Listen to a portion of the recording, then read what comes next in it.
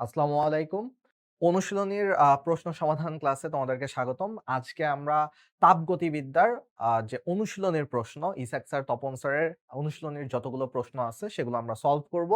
আমরা দেখব যে এইগুলোতে আমাদের কিভাবে চিন্তা করা উচিত, জটিল টাইপের প্রশ্নগুলো আমরা কিভাবে আ উত্তর করতে পারি, আর কি ধরনের প্রশ্ন আমাদের মেডিকেল ভর্তি পরীক্ষায় আসে বা আসতে পারে সেগুলো নিয়ে মূলত আমরা আলোচনা করব। তাহলে আমি মুশফিক সাদিদ প্রাপ্য। আজকে আমি তোমাদের পুরা ক্লাসটা নিব। এই চ্যাপ্টারটা আশা করি তোমাদের প্রাইমারি নলেজ আছে এবং সবথেকে ভালো হয় যদি তোমরা প্রি মেডিকেল বা মেডিকেলের এই চ্যাপ্টারের ক্লাসটা করে থাকো। তারপরে যদি এই ক্লাসটা করতে আসো তাহলে এটা তোমার জন্য বেস্ট হবে। তুমি সবটুকু নিয়ে যেতে পারবা ক্লাস থেকে। আচ্ছা, স্থির বিন্দু পদ্ধতিতে তাপমাত্রা পরিমাপের মূলনীতি ব্যবহৃত হয় কোথায়? তো এখন তুমি বলতে পারো যে এখানে সবগুলো স্কেলেই তো একটা স্থির বিন্দু ধরা হচ্ছে। তবে না, এখানে স্থির বিন্দু বলতে বোঝাচ্ছে যে এই মাইনাসে যাওয়া লাগে না কোন ক্ষেত্রে? দেখো, একমাত্র কেলভিন স্কেলের ক্ষেত্রেই আমার কিন্তু মাইনাসে যাওয়া লাগতেছে না, কারণ এটা একটা পরম তাপমাত্রার স্কেল। 0 কেলভিন থেকেই সবকিছু শুরু করা হয় হিসাব। পরম শূন্য তাপমাত্রা যেটা, তারপরে যে বাকিগুলো উপরের দিকে থাকে। তো ওই 0 কেলভিনটাকে স্থির বিন্দু বলা হচ্ছে, যে যার নিচে আর যাচ্ছি না আমরা। কেলভিনটা পরম তাপমাত্রার স্কেল হিসেবে বাকি সব স্কেল থেকে ডিফারেন্ট। এখানে এটাই উত্তর। যদি প্রশ্ন তুমি নাও বুঝে থাকো, তোমার করতে হবে কি, ৪ টা অপশন পড়বা, পড়ে দেখবা যেটা একটু ডিফারেন্ট। যদি ঠিকঠাক মতো এনালাইসিস করতে পারো তাহলে বুঝবা যে ওইটাই কিন্তু আসলে উত্তর হতে যাচ্ছে। ওকে? যেটা নাকি হইছে। ত্রৈধ বিন্দু। ত্রৈধ বিন্দু ইউজুয়ালি কিছু জায়গায় ২৭৩.16 দেওয়া, যেটা তোমাদের ইসাক স্যারের বইতে আছে। আবার তোমাদের তপন স্যারের বইতে ২৭৩.15 দেওয়া। এখন কথা হলো যে এটা তপন স্যারের প্রশ্ন। আমরা ত্রৈধ বিন্দু, আর যদিও এখানে ত্রৈধ বিন্দু চাই নাই, চাইছে স্টিম বিন্দু। তার মানে বাষ্প বিন্দু চাইছে। তো আমরা জানি বাষ্প বিন্দু ইউজুয়ালি আমরা বলি যে ৩৭৩ কেলভিন। বাট এখানে যদি তুমি ৩৭৩ কেলভিন দিয়ে দাও, তার মানে এখানে তুমি একটা ভুল করতে যাচ্ছ। কারণ ত্রৈধ বিন্দুর উপর ভিত্তি করে স্টিম বিন্দু বা বাষ্প বিন্দু চাইছে। ত্রৈধ বিন্দুর উপর ভিত্তি করে যদি বলে তাহলে তোমার ০.১৫ দিতে হবে। ০.১৫ দিলে হয় ৩৭৩.১৫। ওকে? ৩৭৩.১৫ হবে এখানকার উত্তর, নট ৩৭৩। এই দশমিকের জন্যই ঝামেলা হবে। সেম প্রশ্ন বাট একটু ডিফারেন্ট ওয়েতে দিছে যে বরফ বিন্দুর তাপমাত্রা কত? বরফ বিন্দুর তাপমাত্রা কত ত্রৈধ বিন্দুর উপর ডিপেন্ড করে। সেম কথা, তুমি যদি ২৭৩ দিয়ে থাকো তোমার জন্য দুঃখ আছে কপালে। ৩৭৩ তো হবেই না। এখন কথা হলো ২৭৩.১৬ আর ২৭৩.১৫ এর মধ্যে কোনটা দিব? ডিরেক্ট ত্রৈধ বিন্দু বললে ২৭৩.১৬ দেওয়া হলো বেস্ট। তোমার কি ডিরেক্ট ত্রৈধ বিন্দু চাইছে নাকি ত্রৈধ বিন্দুর উপর ডিপেন্ড করে বরফ বিন্দু চাইছে? চাইছে ত্রৈধ বিন্দুর উপর ডিপেন্ড করে বরফ বিন্দু। তাহলে এটা দেওয়াটাও এখানে ঠিক হবে না। ঠিক হবে এখানে দেওয়া ২৭৩.১৫। তাহলে বরফ বিন্দু চাইলে ২৭৩.১৫ এবং ত্রৈধ বিন্দু চাইলে ১৬, এবং নরমালি কোনো কিছু যদি ওইভাবে না বলে দেয় তাহলে তুমি ২৭৩, ৩৭৩ বলতে পারো। আচ্ছা। ৩ টি সিস্টেম তাপীয় সাম্যাবস্থায় থাকলে তাদের নিচের কোনটি একই হবে? দেখো, তাপীয় সাম্যাবস্থা। তাপীয় সাম্যাবস্থায় তখনই থাকে যখন মানে তাপ আদান-প্রদান করতেছে না। তাপ আদান-প্রদান হয় তাপমাত্রার উপরে ডিপেন্ড করে, নট তাপের উপরে। ভর অন্তস্থ শক্তি বাদ দিলাম এখানে, বিভব শক্তিও বাদ দিলাম। মানে আসলে অপশন একটাই থাকে, তাপমাত্রা। তাপমাত্রা যদি সবার সমান থাকে কেউ আর তাপ আদান-প্রদান করবে না। তখন সেটাকে আমরা তাপীয় সাম্যাবস্থা বলি। পানির ত্রৈধবিন্দুতে চাপ কত?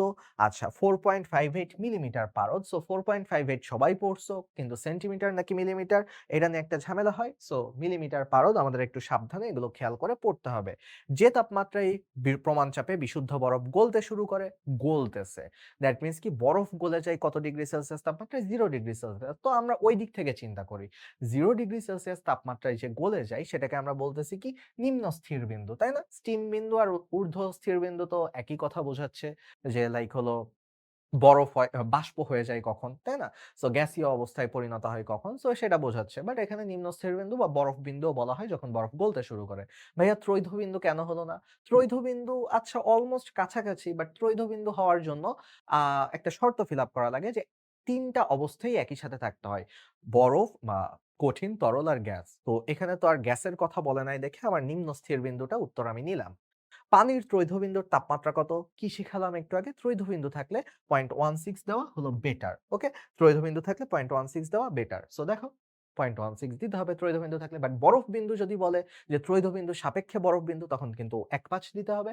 আর যদি কোন কিছুই না বলে থাকে তুমি ২৭৩ দিলেও আসলে যায় আসে না। বাট ত্রৈধবিন্দু বললে ০.১৬ দিতেই হবে। ত্রৈধবিন্দুর তাপমাত্রার উপর নির্ভর করে পরম শূন্য তাপমাত্রা কত? ভাই এত কাহিনী না করে ও যদি পরম শূন্য তাপমাত্রা জিজ্ঞেস করত তাও আশা করি সবাই পারতাম। 0 ডিগ্রি সেলসিয়াস দেখে ফাঁদে পড়ে যেও না। 0 ডিগ্রি আর ২৭৩ তো একই কথা, হবে না। ২৭৩ ভাই আরো বহুত দূরে, হবে না। 0 কেলভিন এর নিচে যাওয়া সম্ভব না। সো এটা হলো পরম শূন্য তাপমাত্রা। একটি পদার্থ থেকে অন্য পদার্থে তাপ প্রবাহিত হয় কিসের উপরে? একটু আগেই বুঝাইলাম তাপমাত্রার পার্থক্যের উপরে। বাকি কোনো কিছুর উপরেই ডিপেন্ড করে না। পদার্থের প্রকৃতি বা অন্য কোনো কিছুর উপর ডিপেন্ড করে না। সেলসিয়াস আর ফারেনহাইট স্কেলে একই পাঠ পাওয়া যাবে। যারা এটা করতে মুখস্থ করে ফেলছো ভালো কথা। প্র্যাকটিস করতে মুখস্থ করে ফেললে ভালো কথা। আর জোর করে মুখস্থ করলে, মুখস্থ করার জন্য মুখস্থ করলে এটা খারাপ কথা। সো চলো আমরা একটু সূত্রটা লিখি। C/5 = F-32/9।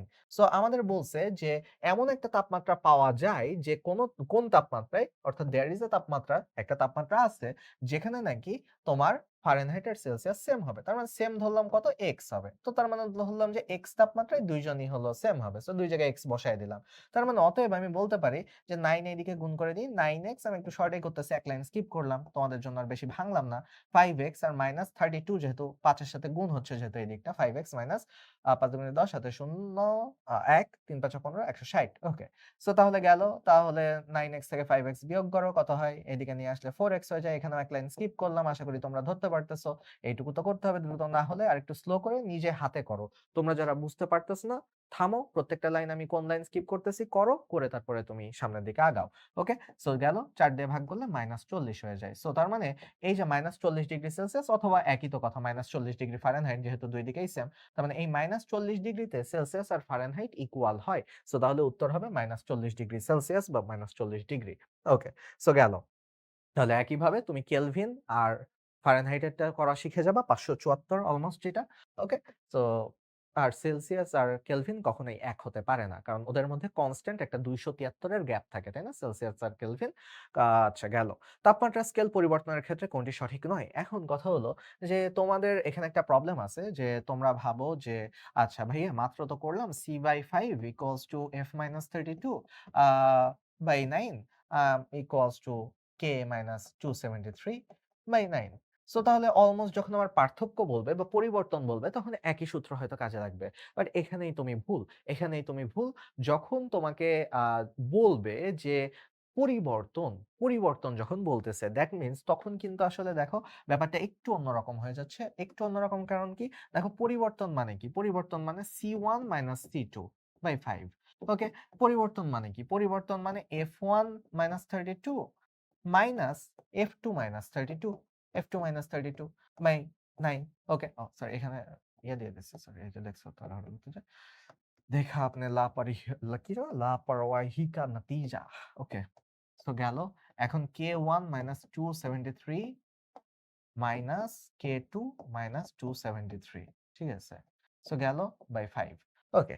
সো তার মানে আল্টিমেটলি আমি এতখানি এলাবোরেটলি লিখলাম, তোমরা যদি না জেনে থাকো তার মানে উপরে ডেল সি লেখা যায়। ডেল সি বাই 5, 32 আর 32 কিন্তু বাদ চলে যায়, তাই না? এটা প্লাস হয়ে 0 হয়ে যায়। সো ডেল এফ থেকে যায়। Del F by 9 equals to ওইদিকে 273 বাদ চলে যায়। Del K by 5। Okay. So এটা লিখলাম এটা বোঝানোর জন্য যে এই কথা আর এইটা অনেকে করে কি জানো? ডেল এফ -32 লিখে রাখে। আরে বেটা, -32 তো বাদ চলে গেছে। এই লাইন বুঝাই না, মুখস্থ করে। মুখস্থ করে যদি তুমি জোর করে মুখস্থ করো তাহলে এই ভুলটা হবে। আর যদি তুমি বুঝে মনে রাখো, বুঝে মুখস্থ করো তাহলে সেই ক্ষেত্রে তোমার এই ভুলগুলো হবে না। অনেকে ডেলকে -273 লিখে। আরে বেটা কি করতেছো এটা? হ্যাঁ? আচ্ছা। সো এখন কাজের কথায় আসি আবার। তো এইবার আমার যেহেতু জিজ্ঞেস করছে কোনটি সঠিক নয়, তাহলে সঠিকগুলো আগে একটু বের করি। সো ধরো যে আমি এখানে একেকটা করে ধরি। যে আমি যদি ১ ডিগ্রি সেলসিয়াস চেঞ্জ চাই, ১ ডিগ্রি সেলসিয়াস চেঞ্জ মানে আসলে দেখো যদি আমি এফ এর সাথে হিসাব করি, আমি যদি জাস্ট এইটুকু হিসাব করি, তার মানে ১ ডিগ্রি সেলসিয়াস চেঞ্জ মানে 5/9 degree Fahrenheit change.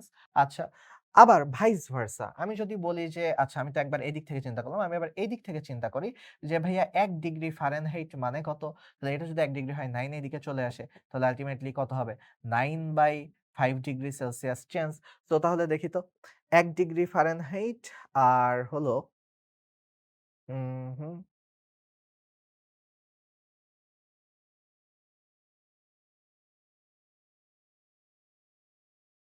Sorry. So এখন দেখো এইদিকে আচ্ছা সরি। এইটাই হলো যদি আমি ১ ডিগ্রি সেলসিয়াস চেঞ্জ করতে চাই, ঠিক আছে? দেখো ১ ডিগ্রি যদি এখানে আমি সেলসিয়াসটাকে ১ ডিগ্রি সেলসিয়াস বানাইতে চাই, ঠিক আছে? এটা যদি আমি ১ ডিগ্রি সেলসিয়াস পরিবর্তন আনতে চাই, তাহলে এইদিকে যেয়ে দেখো ফারেনহাইটের এখানে পরিবর্তন কতটুকু আনতে হবে? ফারেনহাইটের এখানে পরিবর্তন আনতে হবে 9/5 কারণ তাহলেই তখন কিন্তু তোমার কাজ হবে। দেখো এইদিকে যদি আমি ১ ডিগ্রি সেলসিয়াস করে দেই তাহলে ফারেনহাইট ডেল এফ কত হবে? দেখো তো ডেল এফ তখন কি হবে? এই 9 এইদিকে গুণ হয়ে যাবে। সো তার মানে ডেল এফ তখন হবে যদি আমি ১ ডিগ্রি সেলসিয়াস পরিবর্তন করি তাহলে ডেল এফ হবে 9/5 ডিগ্রি ফারেনহাইট, তাই না? তখনই তো হবে। এই জায়গায় যদি ১ বসাও, এটাতে ১ বসাও তাহলে তোমার 9/5 আসবে। তার মানে ১ম টা ঠিক আছে যে ১ ডিগ্রি সেলসিয়াস পরিবর্তন করলে 9/5 হবে। আচ্ছা, ভুলটা চাইছে, ঠিকটা তো আছে।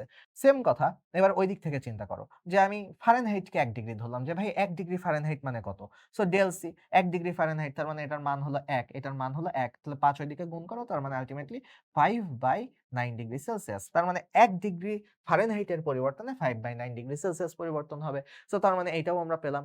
তো এখন আ বাকিটা কি ১ ডিগ্রি সেলসিয়াসের সাথে কেলভিনের সম্পর্ক। দেখি তো কেলভিনের সাথে তার মানে আমরা এখন কেলভিনকে এই খেলায় যুক্ত করব, সেলসিয়াসের সাথে হিসাব করব। সো আমি যদি আসলে এইখান থেকে দূরের থেকেই দেখি যে 5 কাটা যায়।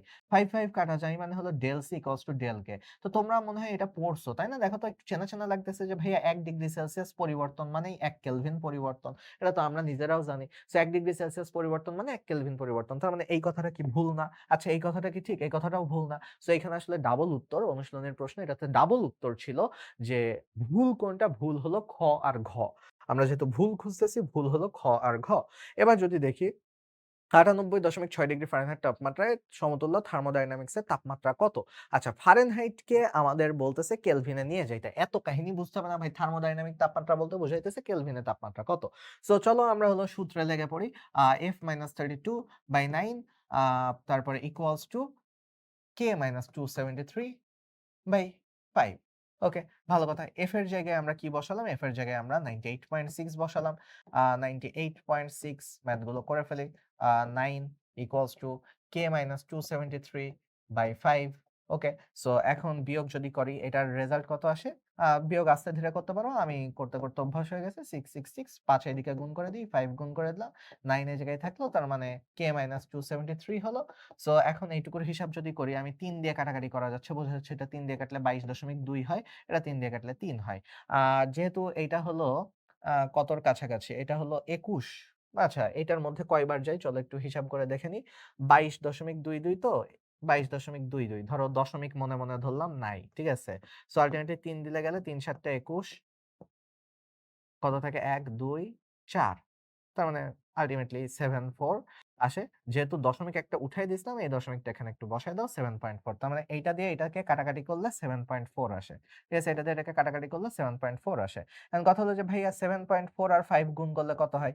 7.4 আর ৫ যদি আমি গুণ করি তাহলে চলো একটু গুণটা করে লিখি। ঠিক আছে? 7.4 আর ৫ গুণ করব সাথে ২৭৩ কি করব? ২৭৩ এদিকে নিয়ে আনলে তো যোগ হয়ে যাচ্ছে। সো ২৭৩ যোগ করব। সো চলো তাহলে বা ৪ ৫ ২০ এর ০ হাতে ২, ৫ ৭ ৩৫, ২ ৩৭ মানে দশমিক এক ঘর আগে এসে বসবে। তোমরা তো দশমিকের গুণভাগ অন্য রেকর্ডেড ক্লাসগুলো করলে ওগুলোতে ডিটেইলস এ বলছি। বুঝছো? এখন অনেক সেকেন্ড পেপারের চ্যাপ্টার 1 এ চলে আসছো। সো ভাই অনেক দূর। তার মানে এতক্ষণে আশা করি পারো। সো ৩৭ ২৭৩ এর সাথে আমরা যোগ যদি করি তাহলে কত হবে? দেখো আ দেখেও বোঝা যাচ্ছে ৩১০ হবে। সো ঠিক আছে? ২৭৩.১৬ এর সাথে যোগ করলে ৩১০ হবে। সো এই তো। এখন যদি আসি ৫ ডিগ্রি সেলসিয়াস তাপমাত্রার জন্য ফারেনহাইট স্কেলে মান কত? সো ঘুরায় ফিরায় একই কথা বাট যেহেতু ছোট তাই আমি এটা করে দিতেছি। ৫ ডিগ্রি সেলসিয়াস তাহলে C/5 মানে আমি আর এখন ১ম লাইনটাও লিখলাম না। F-32/9 সো ৫ কাটাকাটি চলে যাচ্ছে। তাহলে ৯ এদিকে চলে আসলো। F-32 সো এদিকে 32 চলে আসলে যোগ হয়ে যাবে। যেহেতু যোগ হয়ে যাবে তার মানে 41 হয়ে যাবে। So ultimately F equals to 41 so 41 degree Fahrenheit. দেখছো কিভাবে দ্রুত করতে হবে? সো লাইন-টাইন গুলো স্কিপ করে কিভাবে দ্রুত করতে হবে শিখে যাও। আ এত মধ্যবর্তী মৌলের ব্যবধানকে ১০০ ভাগ করা হয় তাকে কি বলে? সো ভাই 0 ডিগ্রি আর ১০০ ডিগ্রি কার বরফ বিন্দু, স্টিম বিন্দু আর ১০০ ভাগ করা যায়? এ তো বোঝাই যাচ্ছে সেলসিয়াস স্কেলের ক্ষেত্রে। অন্যান্য কেলভিন স্কেলের ক্ষেত্রে তো ২৭৩ থেকে শুরু হয়ে ৩৭৩ হয়। ফারেনহাইটের ক্ষেত্রে ৩২ থেকে শুরু হয়ে ২১২ হয়। সো সেগুলো তো না। ১ কেলভিন পানির ত্রৈধবিন্দুর তাপমাত্রার কত ভগ্নাংশ? এই যে দেখো ত্রৈধবিন্দু মানেই তো 16 সো 15 না 2.6 এবং 273.16। ঠিক আছে? খেয়াল রেখো ত্রৈধ বিন্দু বললে 1.6, বরফ বিন্দু বললেও 1.5। ওকে? আর নরমালি বললে 273। ত্রৈধ বিন্দুর তাপমাত্রা বরফ ফারেনহাইট স্কেলে কত?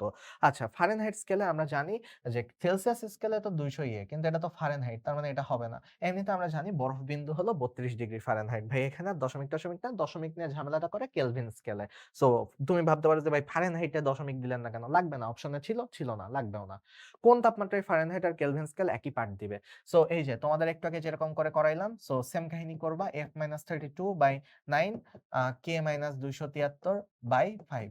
এখন কথা হলো যে দুইটা মানে যেহেতু সেম হবে ধরে নিলাম x, তার মানে k এর মানে ধরলাম x, f এর মান ধরলাম হলো x। তাহলে এখন আলটিমেটলি এইখানে আচ্ছা যেহেতু x ধরেই নিছি, সো তার মানে 5 দিয়ে এদিকে গুণ করো 5x - 160।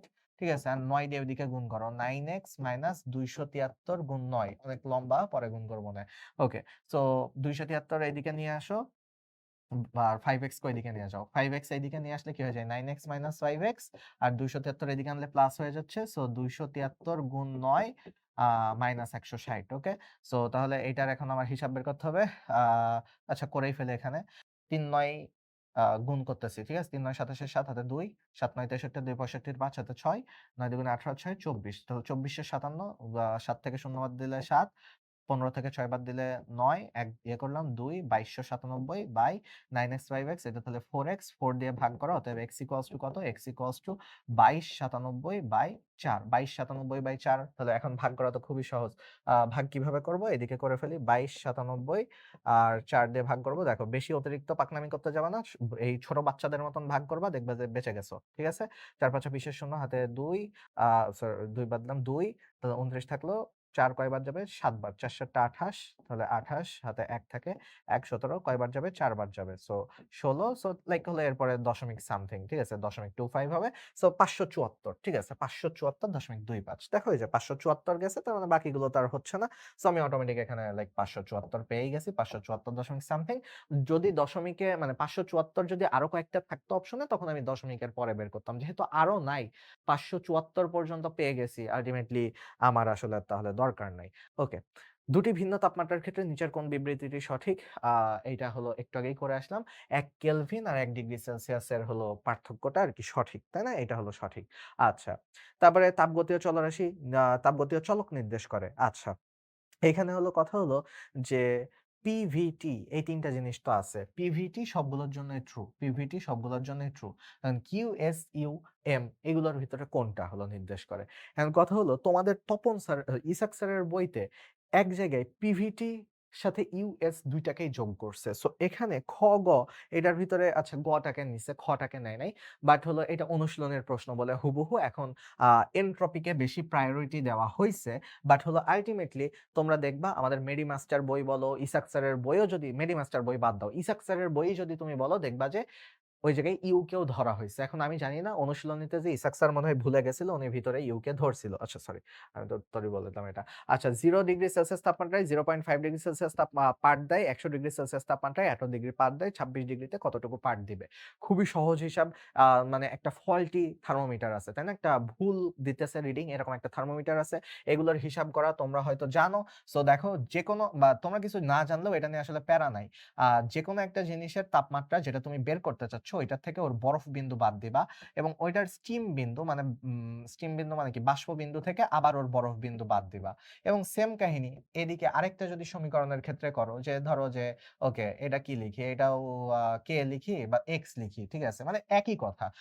এইটা দিয়েই তোমার হলো সব ক্যালকুলেটরের সূত্রগুলো কিন্তু বের করা হয়েছে। আর এক্স হলো স্টিম নিতে পারো, নিয়ে হলো তুমি মাইনাস এক্স আইস করো। সো মেইন কথা রাখবা যে উপরে যে তাপমাত্রা চাচ্ছ সেটা তুমি লিখবা, ওর সাথে বরফ বিন্দু বিয়োগ করবা ওই স্কেলের। আর নিচে ওই স্কেলের হলো বাষ্প বিন্দু থেকে বরফ বিন্দু বিয়োগ করবা। সো বিয়োগ করতে হবে বরফ বিন্দু, এইটুকু আর কি এনশিওর করো, তাহলে হয়ে যাবে।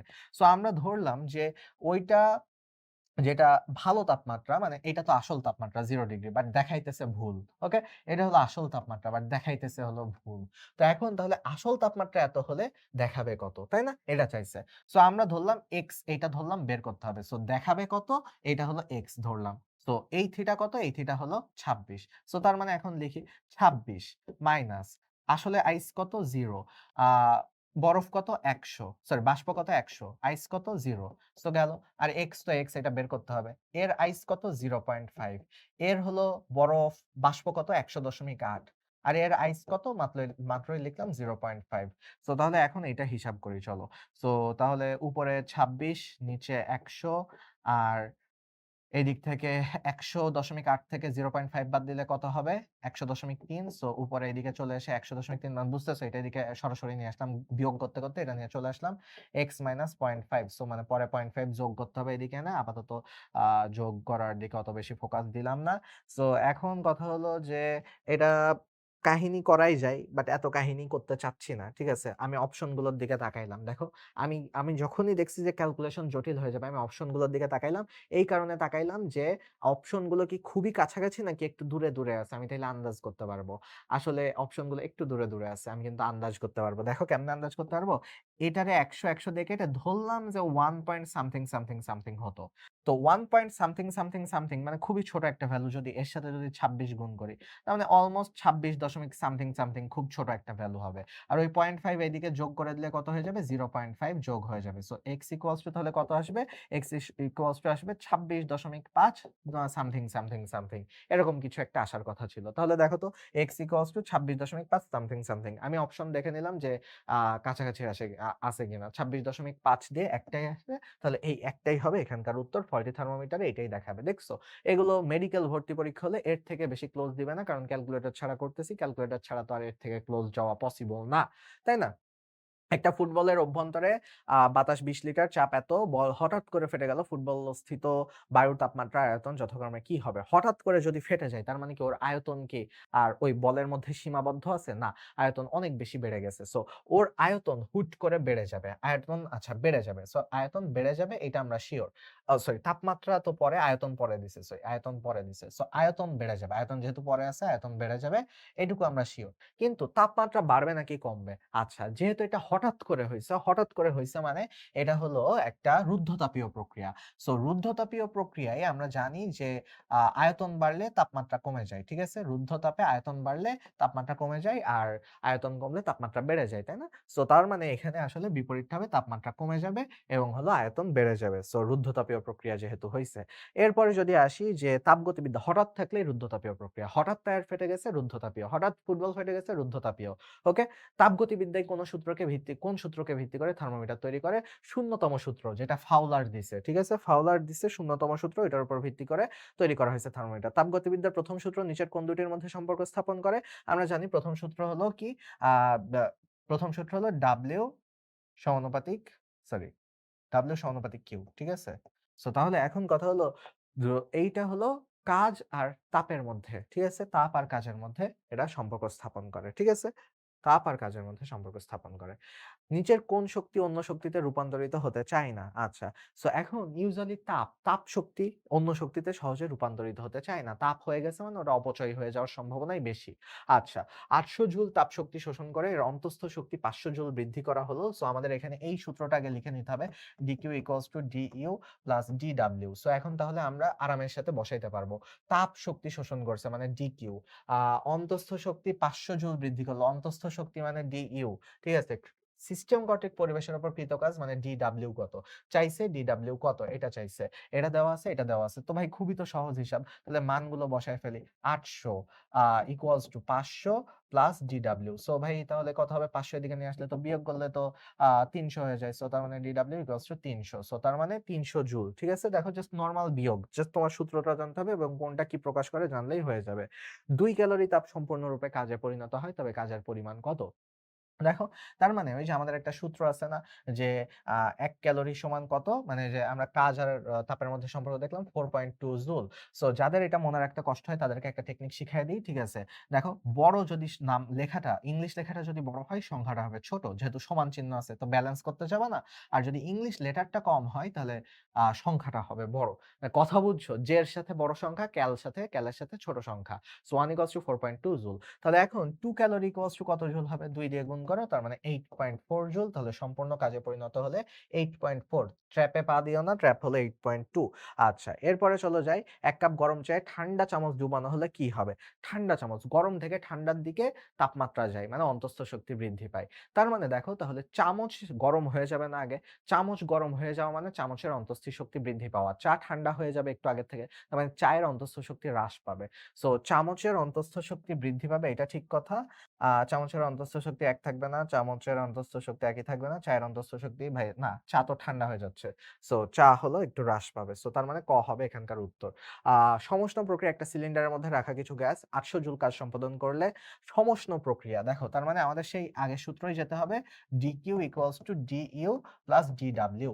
এখন কথা হলো, সমষ্ণ প্রক্রিয়া মানে এর কোনো তাপমাত্রা পরিবর্তন হয় নাই, তাপমাত্রা একই। তাপমাত্রা যদি একই থাকে, তার অভ্যন্তরীণ শক্তিও একই থাকে। অভ্যন্তরীণ শক্তি একই থাকা মানে du equals to, মানে এইটা হলো এর ভ্যালু হলো আসলে 0। ঠিক আছে, এর ভ্যালু হলো 0।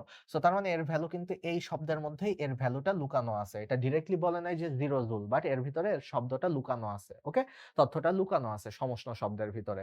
এখন ৮০০ জুল কাজ সম্পাদন করছে, তাহলে dw কত? ৮০০ জুল, এটা হলো ৮০০ করছে। তাহলে শোষিত তাপের পরিমাণ, তাপ মানে dq। সো জিজ্ঞেস করছে dq কত। তো এখন দেখো তো dq ইকুয়ালস টু কত, যে 0 প্লাস ৮০০, তার মানে dq ইকুয়ালস টু কত? dq equals to ৮০০। সো তাহলে দেখো তো আর কোনো ঝামেলা আছে, আর কোনো কনফিউশন আছে? বলো, শেষ? আচ্ছা, সো এখন কথা হলো, একটা বস্তু সমস্ত গতিশক্তি, গতিশক্তির সূত্র লিখো। ঠিক আছে, সো আপেক্ষিক তাপ হাবিজাবি আছে, গতিশক্তির সূত্র লিখো হাফ mv স্কয়ার। তো এর পুরো হাফ mv স্কয়ারটা কি হয়েছে? এর হাফ mv স্কয়ারটা তাপমাত্রার পার্থক্য এত, তো তার হাফ mv স্কয়ার পুরাটুকু তাপ শক্তিতে পরিণত হয়েছে। আচ্ছা, তাপ শক্তি হলো কি? তাপ শক্তি হলো h ইকুয়ালস টু h বা q, সরি q দিয়ে যেহেতু এই চ্যাপ্টারে পড়তেছি, q equals to ms del theta. ঠিক আছে, ms ডেল থিটা আমরা বলতে পারি। সো তার কাইনেটিক এনার্জি, গতিশক্তি কে দিয়ে বুঝাইতেছি, বা ই দিয়েও বুঝাইতে পারো, বা ই কে দিয়েও বুঝাইতে পারো। এইটা পুরোটুকু হাফ এমভি স্কয়ার, পুরোটুকু এমএস ডেল থিটাতে কনভার্ট হয়ে গেছে। MS del theta, sorry. তো তাহলে আলটিমেটলি এইটা আর এইটা সমান, মানে এটা যেহেতু পুরোটুকু এটাতে কনভার্ট হয়ে গেছে, তার মানে একটু লিখি, তাহলে half MV square equals to MS del theta, MS del theta. So M কেটে দাও, কেটে দাও, প্যারা নাই। তাহলে এখন আলটিমেটলি গতিবেগ চাইছে, ভি কত সেটা চাইছে, ভি কত সেটা চাইছে। তো তার মানে ভি স্কয়ার ইকুয়ালস টু কত? 2 হাফ যেহেতু এদিকে আছে, এস ডেল থিটা। আর ভি স্কয়ার তাহলে ভি করে দাও, তার মানে √2 S del theta, √2 S del theta. So তাহলে √2 এস ডেল থিটা কোনটা? এই যে এটা ক হলো এখানকার উত্তর, √2 এস ডেল থিটা। ওকে, তারপরে যদি যাই, গৃহীত বা বর্জিত তাপ শূন্য হবে কখন? তাপ চেঞ্জ হয় না কখন জানো? তাপমাত্রা চেঞ্জ হয় না সমষ্ণ প্রক্রিয়ায়, উষ্ণতা তাপমাত্রা চেঞ্জ হয় না। আর তাপ চেঞ্জ হয় না রুদ্ধতাপীয় প্রক্রিয়ায়। সো রুদ্ধতাপ, দেখো তাপমাত্রার তাপ কিন্তু সেম না, এটা কিন্তু একেবারে বেসিক ক্লাসে, নরমাল ক্লাসে শিখবে, এই ক্লাসে আর না বলি। আচ্ছা, পানিকে 70 থেকে ১ ডিগ্রি সেলসিয়াসে ঠান্ডা করলো, তো কি হবে? যদি ঠান্ডা করা হয়, দেখো পানির একটা বিশেষ তাপমাত্রা আছে বা বৈশিষ্ট্য আছে, ৪ ডিগ্রি সেলসিয়াস, 0 ডিগ্রি সেলসিয়াস থেকে ৪ ডিগ্রি সেলসিয়াস পর্যন্ত পানি হলো সংকোচন হয়। এই টাইমটাতে পানির হলো একটু সংকোচন হয়। ইউজুয়ালি তো কি তাপমাত্রা বৃদ্ধি করলে প্রসারণ করার কথা, বাট 0 থেকে 4 পর্যন্ত একটু সংকোচন হয়। 4 থেকে বাকি ১০০ পর্যন্ত যত যাই আছে ওই পর্যন্ত আবার প্রসারণ হয়, অ্যাজ ইউজুয়াল নরমাল। সো একটু অ্যাবনরমালিটি দেখা যায় ৪ ডিগ্রি সেলসিয়াস পর্যন্ত। তাহলে দেখো, এবার উল্টা দিকে আসো। উল্টা দিকে আসো মানে কি? উল্টা দিকে আসো মানে তুমি এখানে মনে করো ৭০ আছে, তুমি ৭০ থেকে 0 এর দিকে আসতেছো। ৭০ থেকে 0 এর দিকে আসলে তাহলে শুরুতে কি হবে? একটু সংকোচন হবে। সংকোচন হয়ে ৪ পর্যন্ত সংকোচন হবে। যেহেতু উল্টা দিকে আসতেছো, ৭০ এ যতটুকু বেশি ছিল ৪ পর্যন্ত আসতে একটু সংকোচন হয়েছে। ৪ থেকে 0 তে গেলে আবার প্রসারণ হবে। উল্টা দিকে যাচ্ছ, সো ৪ থেকে 0 তে আবার প্রসারণ হবে। সো তাহলে মানে ৪ এ সর্বোচ্চ সংকোচন হবে। সো তার মানে ৭০ থেকে 0 তে গেলে প্রথমে সংকোচন, তারপরে পরে প্রসারণ হবে। সো এই যে গ হবে এখানকার উত্তর। ওকে, দেখছো, বুঝছো? তাপের যান্ত্রিক সমতার একক কি? তাপের যান্ত্রিক সমতা আসলে কি? তাপের যান্ত্রিক সমতা হলো এক ক্যালোরিতে কত জুল। তাপের যান্ত্রিক সমতা হলো ১ ক্যালোরিতে কত জুল। আমরা জানি যে ১ ক্যালোরি সমান 4.2 জুল। 4.2 জুল মানে কি? 4.2 জুলকে, তাহলে ১ ক্যালোরি সমান 4.2 জুলকে আমরা এভাবে লিখতে পারি না? 4.2 জুল পার ক্যালোরি। তার মানে joule per calorie, joule per calorie. এই যে এইটা হলো তাপের যান্ত্রিক সমতা। তাহলে এর এককটাকে দেখো, joule per calorie, 4.2 joule per calorie. এরপর আসি তাপগতিবিদ্যার প্রথম সূত্রে নিচের কোনটি সংরক্ষণশীলতা নির্দেশ করে? শক্তির সংরক্ষণশীলতা নির্দেশ করে। দেখো যে তাপগতিবিদ্যার প্রথম সূত্রে তো আমরা এটাই হিসাব করলাম না, যে dq equals to du plus dw। So তার মানে এখানে এটাই হিসাব করতেছি যে এটা তো তাপ শক্তি, তাপ শক্তি কোনোভাবেই অপচয় হবে না, হয় অভ্যন্তরীণ শক্তি হবে, নাহলে কাজ হবে, যে কোনো একটা হবে। সো মানে হুট করে শক্তি সৃষ্টি হবে না। সেজন্যই তো আমরা ইকুয়াল সাইন দিছি। তার মানে যা দিচ্ছি তাই পাবো ঘুরায় ফিরায়। সো এটা তো আসলে শক্তির সংরক্ষণশীলতা নীতিকেই নির্দেশ করতেছে। এরপর সেম সূত্র। দেখো এইটাগুলোকে তো ডিকিউ বা ডেল যেভাবেই লিখো আসলে আমার তো কোনো প্রবলেম নাই বা এটা আসলে স্যাররাও কখনো প্যারা দিবে না। ডি লিখো আর ডেল লিখো। সো এটা বলেই দিছে ৭০০, তারপরে এটা বলে দিছে হলো তোমার ২০০। সো তার মানে অভ্যন্তরীণ শক্তি মানে কত? ডিইউ। এই ডিইউ কত? এটা হলো তোমার জিজ্ঞেস করছে। সো তুমিই বলো ডিইউ কত হবে? ২০০ এদিকে বিয়োগ করে দিলে ৫০০ হবে। সো অভ্যন্তরীণ শক্তি ৫০০ জুল। জাস্ট নরমাল সিম্পল যোগ বিয়োগের ম্যাথ আমরা করতেছি। দ্বিপারমাণবিক গ্যাস এটার এসি থেকে এবি কত গুণ খাড়া হবে? ইউজুয়ালি এসি থেকে এবি মানে কত গুণ খাড়া হবে দেখলেই তুমি বুঝে গেছো যে এখানে তোমার হলো গামাটা চাইতেছে। সো আমরা দ্বিপারমাণবিক যেহেতু বলেই দিছি, আমরা জানি যে এক পারমাণবিকের ক্ষেত্রে 1.67, দ্বিপারমাণবিকের ক্ষেত্রে 1.40, ত্রিপারমাণবিক বা বহুপারমাণবিকের ক্ষেত্রে 1.33। সো তাহলে আলটিমেটলি এখানে যেহেতু দ্বিপারমাণবিক বলছে তার মানে 1.40 যেহেতু নাই, একেবারে 1.41 কাছাকাছি এটা আমরা বলতে পারি। সমস্যা নেই। এরপরে T1 T2 তাপমাত্রার দুটি অভ্যন্তরীণ শক্তি এত। আমি বললাম যে তাপমাত্রার সাথে অভ্যন্তরীণ শক্তি রিলেটেড। সো বা একই কথা, সমানুপাতিক। সো আল্টিমেটলি T1 যদি T2 থেকে বেশি হয়, যেটার তাপমাত্রা বেশি তার অভ্যন্তরীণ শক্তি বেশি। কারণ T1 যদি বেশি হয় তার মানে U1 বেশি। তার মানে U1 বেশি, U2 হ্রাস। ঠিক আছে? ও আচ্ছা সরি। এখন তাহলে আমার বাকি প্রশ্নটুকু পড়তে হবে। সরি। তার মানে এখানে আমরা বলতে পারি যে আচ্ছা U1 গ্রেটার দ্যান U2 যেহেতু হলো তোমার T1 greater than T2। So তাহলে এখন বিচ্ছিন্ন সিস্টেমে আচ্ছা ভালো কথা, বস্তুদ্বয় তাপীয় সাম্যাবস্থায় আসছে। তার মানে ২ জনকে টাচ করানো হইছে। ২ জনকে টাচ যদি করানো হয়, তাহলে কোন দিক থেকে কোন দিকে যাবে? ঠিক আছে? কোন দিক থেকে কোন দিকে যাবে? T1 থেকে T2 এর দিকে, বেশি থেকে কমের দিকে যায় সবসময়। তাই না? আমরা জানি তাপমাত্রা যেদিকে বেশি সেখান থেকে কমের দিকে যাবে। সো তার মানে T1 থেকে যেহেতু T2 এর দিকে যাবে, তার মানে U1 টা যদি ধরলাম যে আগে ছিল U1 ১০, এখন হলো U2 হলো ৫। তো এদেরকে টাচ করাইলে ২ জন মিলে সমতায় চলে যাবে না? সমতায় যদি যেতে হয়, U1 আর U2 যদি সমান হতে হয়, তাহলে কি? আগে ছিল ১০ আর ৫, এখন হয়ে যাবে টোটাল ১৫, তো ৭.৫ আর ৭.৫। তার মানে তুমি বলো তো, মানে কথাটা বুঝছো কিনা? ১০ আর ১৫ ছিল। একদিকে বেশি ছিল, একদিকে কম ছিল। ২ জনকে টাচ করাইলে কি ২ টা একই রকম মানে সমতায় চলে আসবে। সো সমতায় যদি আসতে হয় ১৫ সমান ২ জনের মধ্যে ভাগ হয়ে যাবে ৭.৫। তো ১০ থেকে ৭.৫ হইছে। তার মানে কি U1 হ্রাস পাইছে। আর একটা ৫ থেকে ৭.৫ হইছে। তার মানে U2 বৃদ্ধি পাইছে। সো তার মানে U1 হ্রাস পাবে, U2 বৃদ্ধি পাবে। ঠিক আছে? মানে কথা বুঝছি কিনা? ওকে। Ozone gas ত্রিপারমাণবিক। ত্রিপারমাণবিকের ক্ষেত্রে আমরা জানি যে 1.33 হয়। সো একটু আগেই বললাম, গেল। তারপরে রুদ্ধতাপীয় পরিবর্তন, এগুলো তো আমাদের ডিরেক্ট মনে রাখতে হবে। পিভি ল্যামডা, পিভি গামা, ঠিক আছে? এটা হলো ধ্রুবক। এগুলোর ক্ষেত্রে গামা মাইনাস 1, এটার ক্ষেত্রে 1 minus gamma, 1 by gamma minus 1, ঠিক আছে? সো এগুলো আর কি গেল। ও সব বইয়ে উত্তর সি দেওয়া আছে, থাকলেও সঠিক উত্তর এ। দেখো, আ আমি নিজে হলো এই ক্ষেত্রে আমি যদি তোমার জায়গায় হতাম তাহলে কি করতাম? সেম কথা। আমি যদি আমার যেহেতু মনে নাই, আমি যেহেতু অ্যাজ ইউজুয়াল আ ঠান্ডা মাথায় সলভ করতেছি। আমি যেটা ম্যাথমেটিক্যালি সঠিক সেটাই উত্তর দিছি। সো যদি তোমার কখনো মনে না পড়ে যে ভাইয়া বা এরকম কি কোনো abnormality ছিল কিনা, তাহলে তোমার যেটা সঠিক মনে হচ্ছে সেটাই দিবা। আর যেহেতু তোমার মানে যদি তোমার ইন কেস মনে পড়ে যে আরে ভাই আপনি এটা ভুল করছিলেন, হুবহু সেম প্রশ্ন, হুবহু সেম অপশন, লাস্টে কোনটিই নয় আছে, এরকম সবগুলো অপশন। তার মানে কি এটা হলো এক্কেবারে তপন স্যারের বইয়ের থেকে উঠাইয়া দিছে। সো সেই ক্ষেত্রে যদি চাও তুমি সি দিলেও দিতে পারো। মানে এটা আসলে বোথ রিস্কি। আসলে স্যার কোনটা নিবে স্যারই জানে আসলে। তো আমি ওই যে বলি যে হুবহু যদি মনে পড়ে যায় তাহলে দিতে পারো। কারণ স্যার তাহলে প্রশ্নটা হুবহু বইয়ের থেকে দিছে। আর যে বান্দা বইয়ের থেকে হুবহু প্রশ্ন উঠায় দিছে, সেই বান্দা হয়তো কষ্ট করে নাই। সেই বান্দা উত্তরও বইয়ের থেকে হুবহু উঠায় দিছে। সো সেইজন্য আমি বলি যদি তুমি এই টাইপের প্রশ্নগুলো নিজে বইতে স্টার মার্ক করে রাখবা বা একটা স্ক্রিনশট নিয়ে রাখলা বা এক জায়গায় আলাদা করে লিখে রাখলা যে এরকম হুবহু অপশন এরকম দেখলে এটাই উত্তর করব। সি উত্তর করব। আর যদি এর বাদে একটু হেরফের দেখি তার মানে স্যার নিজে প্রশ্ন বানাইছে। আর যেই বান্দা নিজে প্রশ্ন বানাইছে সে উত্তরও নিজে বের করার জন্য সক্ষম। সো সে ঠিক উত্তরটাই নিছে। সো এখন দেখি রুদ্ধতাপীয় পরিবর্তনের সময় আদর্শ গ্যাসের ক্ষেত্রে চাপ আর তাপমাত্রার সম্পর্ক কি? আচ্ছা এই যে ঘুরায় ফিরায় সেই জিনিসটা চলে আসলো। এখন এই ক্ষেত্রে আমরা মনে রাখবো যে টিপি হলো 1 বাই ল্যামডা, ল্যামডা বলে ফেলি বারবার, 1 বাই গামা। সো এখন কথা হলো যে আ এইটার ক্ষেত্রে দেখো 1 বাই গামা মাইনাস 1 আমি সবসময় এইভাবে মনে রাখতাম। এইভাবে মনে রাখলে সুবিধা হতো কি জানো? টিভি এর সাথে মিল রাখা যেত। টিভি হলো গামা মাইনাস 1 আর এটা হলো 1 by gamma minus 1। So ultimately কিন্তু কোনটার সাথেই মিলতেছে না ভাই। কোনটার সাথেই তো মিলতেছে না। সো তার মানে গামা কমানো 1 মাইনাস গামা হয়ে যায়। সো এবার দেখো কোনটার সাথে মিলতেছে, প্রথমটার সাথে মিলতেছে। সো দেখো তাহলে টিপি 1 মাইনাস গামা বাই গামা। তাই না? আমি তাহলে কিভাবে মনে রাখার টেকনিক দেখছো? মনে রাখার টেকনিক হলো প্রথমটা তো হলো পিভি গামা। এটা নিয়ে তো কারো কোনো কনফিউশন নাই। এরপরটা হলো টিভি গামা মাইনাস 1, এটা নিয়েও কারো কোনো কনফিউশন নাই। ঝামেলাটা হয় এটা নিয়ে। তোমরা যখন ডিরেক্ট এটা মুখস্থ করতে যাও তখন মাথার মধ্যে প্যাচ লাগিয়া যায়। সো তুমি মনে রাখবা যে ভাই কেন এত কাহিনী করতে যাবা? এই সেম প্যাটার্নই বাট গামার জায়গায় তুমি 1 বাই গামা বসায় দাও। পরে তোমার প্রশ্ন অনুযায়ী তুমি হলো কাহিনী করো।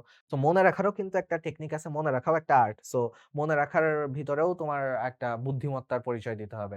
সমষ্ণ আর রুদ্ধতাপীয় আ ঢালের অনুপাত কত হচ্ছে? ঢাল আমরা জানি যে একটার একটা তুলনায় গামা গুণ খাড়া হয়। তাহলে গামা। আচ্ছা, তারপরে কোন তাপগতীয় প্রক্রিয়ায় একটা সিস্টেমের আয়তন বৃদ্ধি পায় কিন্তু পরিবেশের সঙ্গে তাপের আদান-প্রদান হয়নি। এক্ষেত্রে নিচের কোনটা সত্য?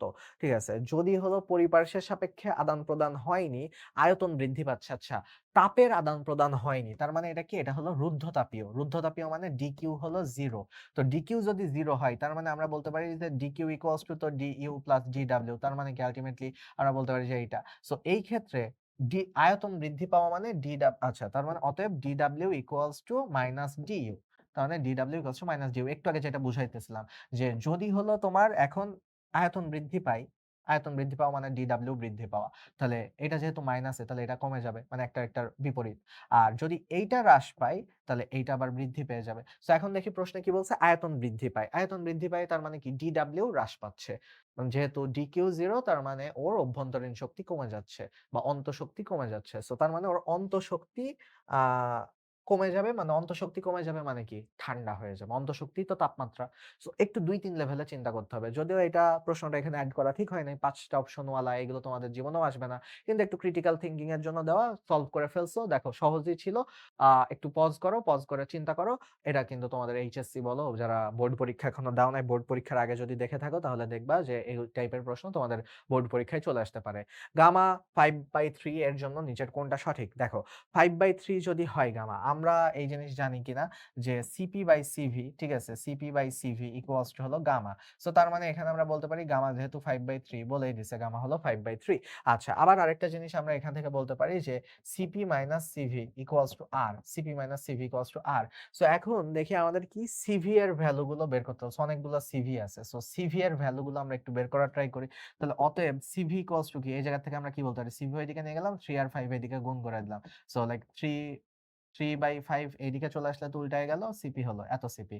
সো এখন তার মানে এইদিকে আসলে কি হয়? এই দেখো আমি কিন্তু সাইমালটেনিয়াসলি ২ টা করতেছি। এইটা এদিক থেকে বের করলাম করে এইটা এখানে বসাই। সিপি এর জায়গায় বসাই। সিপি এর জায়গায় বসাইলে সরি সিভি এর জায়গায় বসাই। সিভি এর জায়গায় বসাইলে আমার তো সিপি এর ভ্যালু আসতেছে। আচ্ছা করলাম, সিপি এর ভ্যালুই করলাম। চলো। সিপি এর ভ্যালুই করলাম। 3/5 সিপি ইকুয়ালস টু আর। তার মানে অতএব বিয়োগ করলে কত হয়? বিয়োগ করলে হয় হলো তোমার ৫ কমন নিলে, নিচে তো 5 কমন নিলে এদিকে আসে 5 সিপি মাইনাস 3 সিপি। বুঝতেছো? মানে এটা তো লসাগু করলাম। ঠিক আছে? সো এদিকে থাকে, উপরে থাকে 2 সিপি। 5 ওইদিকে গুণ করে দিলাম 5 আর। অতএব CP equals to 5/2 R. CP equals to 5/2 R. দেখি মিলে কিনা? CP equals to 5/2 R? না, মিলে নাই। তাহলে এবার সিভি বের করি। সিভি বের করাই আমার টার্গেট ছিল বাট ওকে সিপি হয়ে গেছে স্যাডলি। আচ্ছা, তাহলে সিভি বের করতে চাইলে তাহলে এদিকে সিপি রাখি। সিপি ইকুয়ালস টু কত? সিপি ইকুয়ালস টু সিভি গুণ করে দিলে 5/3 সিভি হয়ে যায়। তার মানে এইটুকু হলো আমাদের এখন এইটুকু হলো আমাদের নিয়ে কাজ করতে হবে। সো এখন এইটুকু নিয়ে যখন কাজ করব আমরা তখন ওই ফর্মুলাতে এবার সিপি এর ভ্যালুটা বসাই। সিপি এর ভ্যালু কত? 5/3 CV minus CV equals to R. তো এই জায়গা থেকে বাদ দিলে কত হয়? লসাগু করলাম, নিচে 3 আসলো। তার মানে 5 সিভি মাইনাস 3 সিভি। আচ্ছা গেল। আর আর আছে। সো তার মানে আল্টিমেটলি ওইদিকে গুণ করে দিলে কত হচ্ছে? এদিকে থাকতেছে 2 সিভি, উপরে বিয়োগ করলাম আর 3 আর। সো আল্টিমেটলি 2 সিভি কে আর 2 না রাখলাম, 2 সিভি কে 2 না রাখলাম, 2 সিভি কে 2 না রেখে এদিকে হলো 3/2 আর হয়ে গেল। সো দেখি তো সিভি ইকুয়ালস টু 3/2 আর কোনটা আছে? গ আছে। ঠিক আছে? 3/2 আর। একটু কাহিনী করেই বের করতে হবে। কিছু করার নাই। ঠিক আছে? ১ টা ২ টা প্রশ্ন তো থাকবেই যেটা একটু বড়, যেটা একটু ক্রিটিক্যাল থিংকিং। এরকম প্রশ্ন কয়টা থাকবে মেডিকেল ভর্তি পরীক্ষায়? ১ টা থাকবে বা সর্বোচ্চ ২ টা থাকবে। ওকে। সো এখন দেখি রুদ্ধতাপীয় সংকোচন সিস্টেমের কি করে? ওই যে রুদ্ধতাপীয় কোন তাপ ঢুকতে পারতেছে না। তো যদি সংকোচন হয়, যদি DW কমে, দেখো যে একটা উল্টা দেখলাম। DW যেহেতু কমে, এটা যেহেতু মাইনাসে আছে, তখন DU বেড়ে যাবে। সো DU বেড়ে যাবে মানে কি? তাপমাত্রা বৃদ্ধি পাবে। ঠিক আছে? তাপমাত্রা বৃদ্ধি পাবে। তারপরে যদি আসি যে আপেক্ষিক তাপ দরের অনুপাত এত হলে গ্যাসটির অণু কি হবে? আমরা জানি এটা দ্বিপারমাণবিক অণুর ক্ষেত্রে এটা খালি প্রযোজ্য হয়। তারপরে যদি আসি যে রুদ্ধতাপীয় প্রক্রিয়ার ক্ষেত্রে কোনটা সত্য? রুদ্ধতাপীয় প্রক্রিয়া তার মানে কি? এদের হলো DQ0 মানে তাপ আদান-প্রদান হচ্ছে না। DQ0 দ্যাট মিনস হলো DQ0 এই ক্ষেত্রে তার মানে এই ২ টার মধ্যে একটা হবে। সো এদের তাপ চেঞ্জ হয় না, মানে তাপ আদান-প্রদান হয় না, বাট তাপমাত্রা ঠিকই আদান-প্রদান হয়। তার মানে এইটা ঠিক আছে। ভাই তাপমাত্রা যদি ঠিক ডেল্টি যদি 0 হতো, এটা কখন হয়? এটা খালি সমুষ্ণ প্রক্রিয়ায় হয়। সো তাহলে তো ওইটা তো আর সমুষ্ণ বলে নাই। বলছে খালি রুদ্ধতাপীয়। যদি বলতো রুদ্ধতাপীয় এবং সমুষ্ণ, ইন কেস হতো এরকম, তাহলে সেই ক্ষেত্রে ক হতো। বাট বলছে তো খালি রুদ্ধতাপীয়। তার মানে খ হবে। ওকে? সো গেল। এরপরে আসি যে ধীরে, ধীরে সংঘটিত। ধীরে, ধীরে বললেই সেটা হলো বুঝতে হবে যে এখানে এনট্রপির পরিবর্তন 0, কারণ এটা একটা প্রত্যাগামী প্রক্রিয়া। ধীরে, ধীরে সংঘটিত যাই বলছে না কেন এনট্রপির পরিবর্তন 0, মানে এটা একটা প্রত্যাবর্তী প্রক্রিয়াতে এনট্রপির পরিবর্তন 0 হয়। অপ্রত্যাবর্তী প্রক্রিয়ায় এনট্রপির পরিবর্তন সবসময় বেশি হয়। আর কখনোই এনট্রপির পরিবর্তন দুনিয়ায় এই ইহজগতে ডেল এস কখনো 0 থেকে কম হতে পারে না। ঠিক আছে? সো গেল। এইবার যদি আসি যে পিভি ধ্রুবক, এইটা হলো তোমার কোন প্রক্রিয়াকে সমর্থন করে?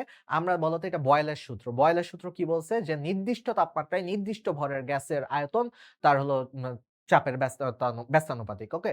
তাই না? তাহলে সেই ক্ষেত্রে নির্দিষ্ট তাপমাত্রা মানে কি? তাপমাত্রা মানে উষ্ণতা। তো সমষ্ণ নট তাপ, তাপমাত্রা। তো সমষ্ণ। তাপ হলে রুদ্ধতাপ হতো। ঠিক আছে? এটা কিন্তু ১০০ বার করে বলতেছি, এটাই মানুষজন ভুল করে। আচ্ছা। আর তাপমাত্রা স্থির রেখে যে তাপগতীয় প্রক্রিয়ায় কিছু পরিমাণ গ্যাসকে সংকোচন করা হয়। তাপমাত্রা স্থির মানে ভাই উষ্ণতা স্থির, সমষ্ণ। আর তাপ স্থির বললে রুদ্ধতাপীয় হতো। আচ্ছা বাকি আর কিছু লাগবে না। কোন গ্যাসের জন্য কোন গ্যাসের জন্য রুদ্ধতাপীয় লেগ খাড়া বেশি? তার মানে সহজ ভাষায় জিজ্ঞেস করছে ভাই 1.67 হলো এক পারমাণবিকের ক্ষেত্রে, 1.40 হলো দ্বিপারমাণবিকের ক্ষেত্রে, 1.33 হলো ত্রিপারমাণবিক বা বহুপারমাণবিকের ক্ষেত্রে। সো কারটা কোন সংখ্যাটা বেশি? 1.67, তার মানে এক পারমাণবিক গ্যাস বাইর করতে বলছে। ভাই এক পারমাণবিক গ্যাস হলো নিষ্ক্রিয় গ্যাস হিলিয়াম। বাকিগুলো সব দ্বি অথবা বহুপারমাণবিক। রুদ্ধতাপীয় প্রসারণে গ্যাসের অভ্যন্তরীণ শক্তি। ভাই এতক্ষণে সিস্টেম ধরে ফেলছো। যদি আয়তন প্রসারণ হয় তাহলে অভ্যন্তরীণ শক্তি ডাউন হবে। সো অভ্যন্তরীণ শক্তি কমে যাবে। ওকে? সো বাড়বেও না, নষ্ট হয়ে যাবে না, কিছুই হবে না। রুদ্ধতাপীয় প্রসারণে শক্তির উৎস কি? এইবার আসল কাজের কথা বলছে। প্রসারণে অভ্যন্তরীণ শক্তি কমে যাচ্ছে। তো কেন কমতেছে? কারণ আসলে প্রসারণের সময় ওকে তো রুদ্ধতাপ মানে কি? বাইরে থেকে কোনো তাপ দিচ্ছি না। সো তার মানে ওর প্রসারণের সময় ও নিজের শক্তিই নিজে ইউজ করতেছে। সো তার মানে এই সময় ওর অভ্যন্তরীণ শক্তিটা ওর হলো আসল উৎস। সো তো তাপ গ্রহণও করতে পারে না, বর্জনও করতে পারে না। গ্যাস কর্তৃক কৃতকাজ সম্পন্ন হলে নিচের কোনটি প্রযোজ্য? গ্যাস যদি কাজ সম্পন্ন করে, তার মানে গ্যাস কাজ সম্পন্ন করতেছে পরিবেশের উপরে। তার মানে তার আয়তন বৃদ্ধি পাচ্ছে। গ্যাস কাজ সম্পন্ন করা মানে তার আয়তন বৃদ্ধি পাচ্ছে। আর গ্যাসের উপরে কেউ যদি কাজ করে, একটা বেলুন আছে, বেলুনের উপরে আমি কাজ করলাম মানে কি? বেলুনটা ছোট হচ্ছে না। আর বেলুন আমার হাতের উপরে চাপ দিতেছে মানে কি? বেলুনটা বড় হচ্ছে না। সো তাহলে এটা গেল আয়তন বৃদ্ধি পাচ্ছে। দুইটি বস্তুর ঘর্ষণের ফলে তাপ উৎপন্ন হয়, এটা কোন ধরনের প্রক্রিয়া? ঘর্ষণ অপ্রত্যাবর্তী প্রক্রিয়া। কারণ ঘর্ষণ ফলে যে তাপটা যায় ওটাকে আর ফেরত আনা সম্ভব না। ঠিক আছে? ঘর্ষণ হলো অপ্রত্যাবর্তী প্রক্রিয়া। রুদ্ধতাপীয় পরিবর্তনের নিচের কোন সম্পর্কটি সঠিক? আমরা অলরেডি পড়ে ফেলছি। টিভি গামা-1 এটা একটা ধ্রুবক। ঠিক আছে? তারপরে যদি আসি চাপ রুদ্ধতাপীয় পি আর ভি এর মধ্যে পিভি গামা কনস্ট্যান্ট। সো দেখো খুবই ইজি। তুমি যদি বারবার পড়তে থাকো ইজি, তুমি ভুলেও এটা আবার ফাঁদের ভিতরে পড়ো না। ওটা কিন্তু হোল দিছে মানে কি পি এর উপরেও গামা আছে। কিন্তু তোমার কি পি এর উপরে গামা থাকার কথা? থাকার কথা না। এইটা যদি একটু উপরে থাকতো, এই অপশনটার উপরে থাকতো, অনেকেই হয়তো এই ট্র্যাপে পা দিয়ে দিত। ঠিক আছে? ও আচ্ছা তোমরা আবার একটু আচ্ছা এখানে অপশনটা মনে হয় একটু চেঞ্জ করা দরকার ছিল। হয়তো কোনো কারণে এটা ইয়ে হয়ে গেছে। একই কথা তো লিখছে। আমি নিজেও দেখি নাই। এটা হবে না আরকি। মানে এটাও হতো। হয়তো কোনো কারণে অপশনটা চেঞ্জ করা হয় নাই। বইয়ের থেকে তোলার সময়ও ভুল হতে পারে অথবা স্যারের বইয়ের প্রিন্টিং মিস্টেক হতে পারে। সো যাই হোক, পিভি গামা কনস্ট্যান্ট। ওকে? সো গেল। এরপরে যদি দেখি রুদ্ধতাপীয় প্রক্রিয়ার ক্ষেত্রে নিম্নের কোনটি সঠিক? রুদ্ধতাপীয় মানে কি? ডিকিউ 0 কিন্তু তাপমাত্রা ধ্রুব থাকে না। কথা ঠিক আছে।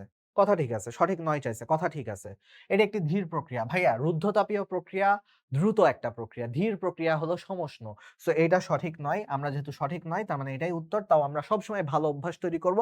সেটা হলো ৪ টা অপশন পড়ব। তাপ বর্জন বা শোষণ করা হয় না, কথা সঠিক। তাপ বর্জন করে না বলেই তো রুদ্ধতাপ। আচ্ছা PV to the power gamma equals to ধ্রুবক, এটাও সঠিক। তার মানে খ হলো এখানকার উত্তর সঠিক নয়। গামা 1.67 হলে ভাই এক পারমাণবিক গ্যাস। তো আমরা এটা পড়ে ফেলছি। তারপরে চলো আসি কৃতকাজ আয়তন পরিবর্তনের সঙ্গে সমানুপাতিক হবে। যদি হলো কি হয়, কখন আয়তন পরিবর্তনের সাথে কৃতকাজ সমানুপাতিক হবে। দেখো কৃতকাজ মানে কি? ডিডব্লিউ বা ডাব্লিউ। ডাব্লিউ এর সাথে কি এর সম্পর্ক? ডাব্লিউ এর সাথে পিডিভি। ডাব্লিউ ইকুয়ালস টু কিন্তু পিডিভি। তোমরা এটা পড়ছো না? সো কখন ডিডব্লিউ, দেখো তার মানে জাস্ট জিজ্ঞেস করছে ডিডব্লিউ সমানুপাতিক ডিভি কখন হবে। ভাই সমানুপাতিক চিহ্ন কখন বলি? যখন এর সাথে যেটা আছে সহগটা, এটা যখন ধ্রুবক হয় তখনই আমরা সমানুপাতিক চিহ্ন বসাইতে পারি না। ভাই সহজ ভাষায় জিজ্ঞেস করছে যে হলো কখন এটা হবে? মানে সহজ ভাষায় উত্তর হলো স্থির চাপে। স্থির চাপে হলো এটা সমানুপাতিক হবে। ওকে?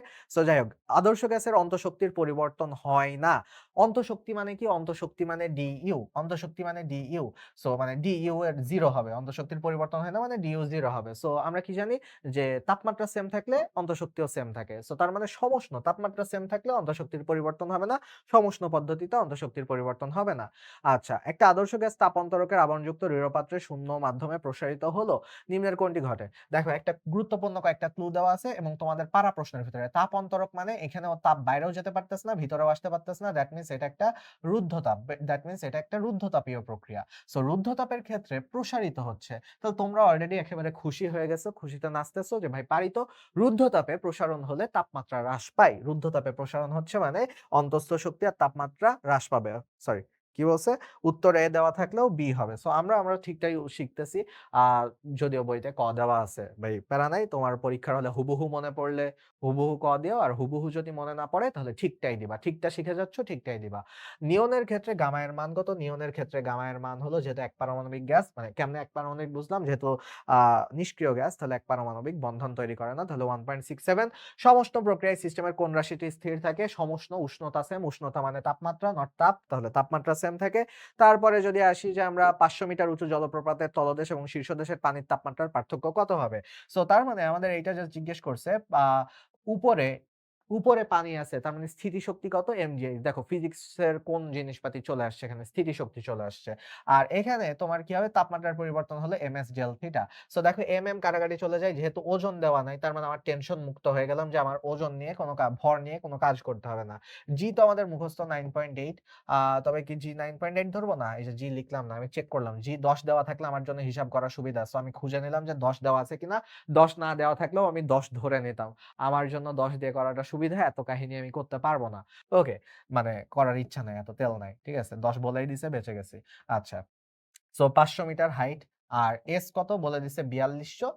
সো ভাই সবকিছু তোমার মুখে তুলে খাওয়ায় দিছে। খালি ডেল থিটার ভ্যালুটা জিজ্ঞেস করছে। এইটুকু যদি গুণ ভাগ না করতে পারো তাহলে ভাই অপমান, অপমান। ওকে? সো দেখো ৪২০০ হলো তোমার ১০ ইনটু ৫০০। ঠিক আছে? ১০ ইনটু ৫০০।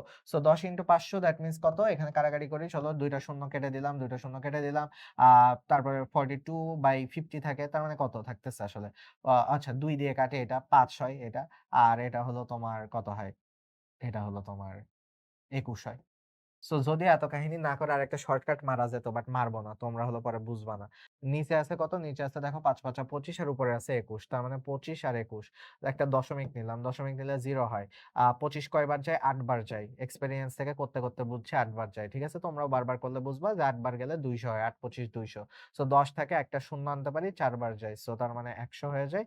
একবার একটা শূন্য আনতে আর কোন কিছু করা লাগে না। ২ টা শূন্য আনতে হলে আরেকটা শূন্য দিতে হতো 0.84।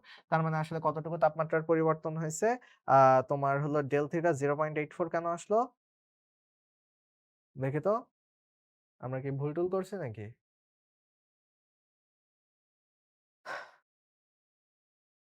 এই 1.19 হওয়ার কথা 0.84 আসলো কেন? দেখি তো। কথা বলতে, বলতে কি ভুল করলাম? আচ্ছা। G হলো ১০ ধরছি, F হলো ৫০০ ধরছি, joule per kg per kelvin ৪২০০ ধরছি, ০, ০ কাটছি। ২১ দুগুণিত ৪২ই হয়, ৫ দুগুণে ১০ হয়। আমাদের কেন কোথাও ভুল গেল? আমাদের তো ভুল যাওয়ার কথা না। দেখি তো। ভাইয়া কোথায় ভুল করছে? একটু ক্যালকুলেটর দিয়ে করি তো। ভুল গেলে ক্যালকুলেটর দিয়ে ট্রাই করবা। তো ভুল তো আমার যাওয়ার কথা না। আমি কেমনে ভুল করলাম? বলো। উম ৪২০০/৫০০ তাই তো? সরি ৫০০০। ৪২০০/৫০০০ তো 0.84 ই হয়। আচ্ছা ঠিক আছে। দেখো তোমরা কোন ভুল-টুল পাইলে আমাকে জানাও। আমি কোন আপাতত ভুল দেখতেছি না।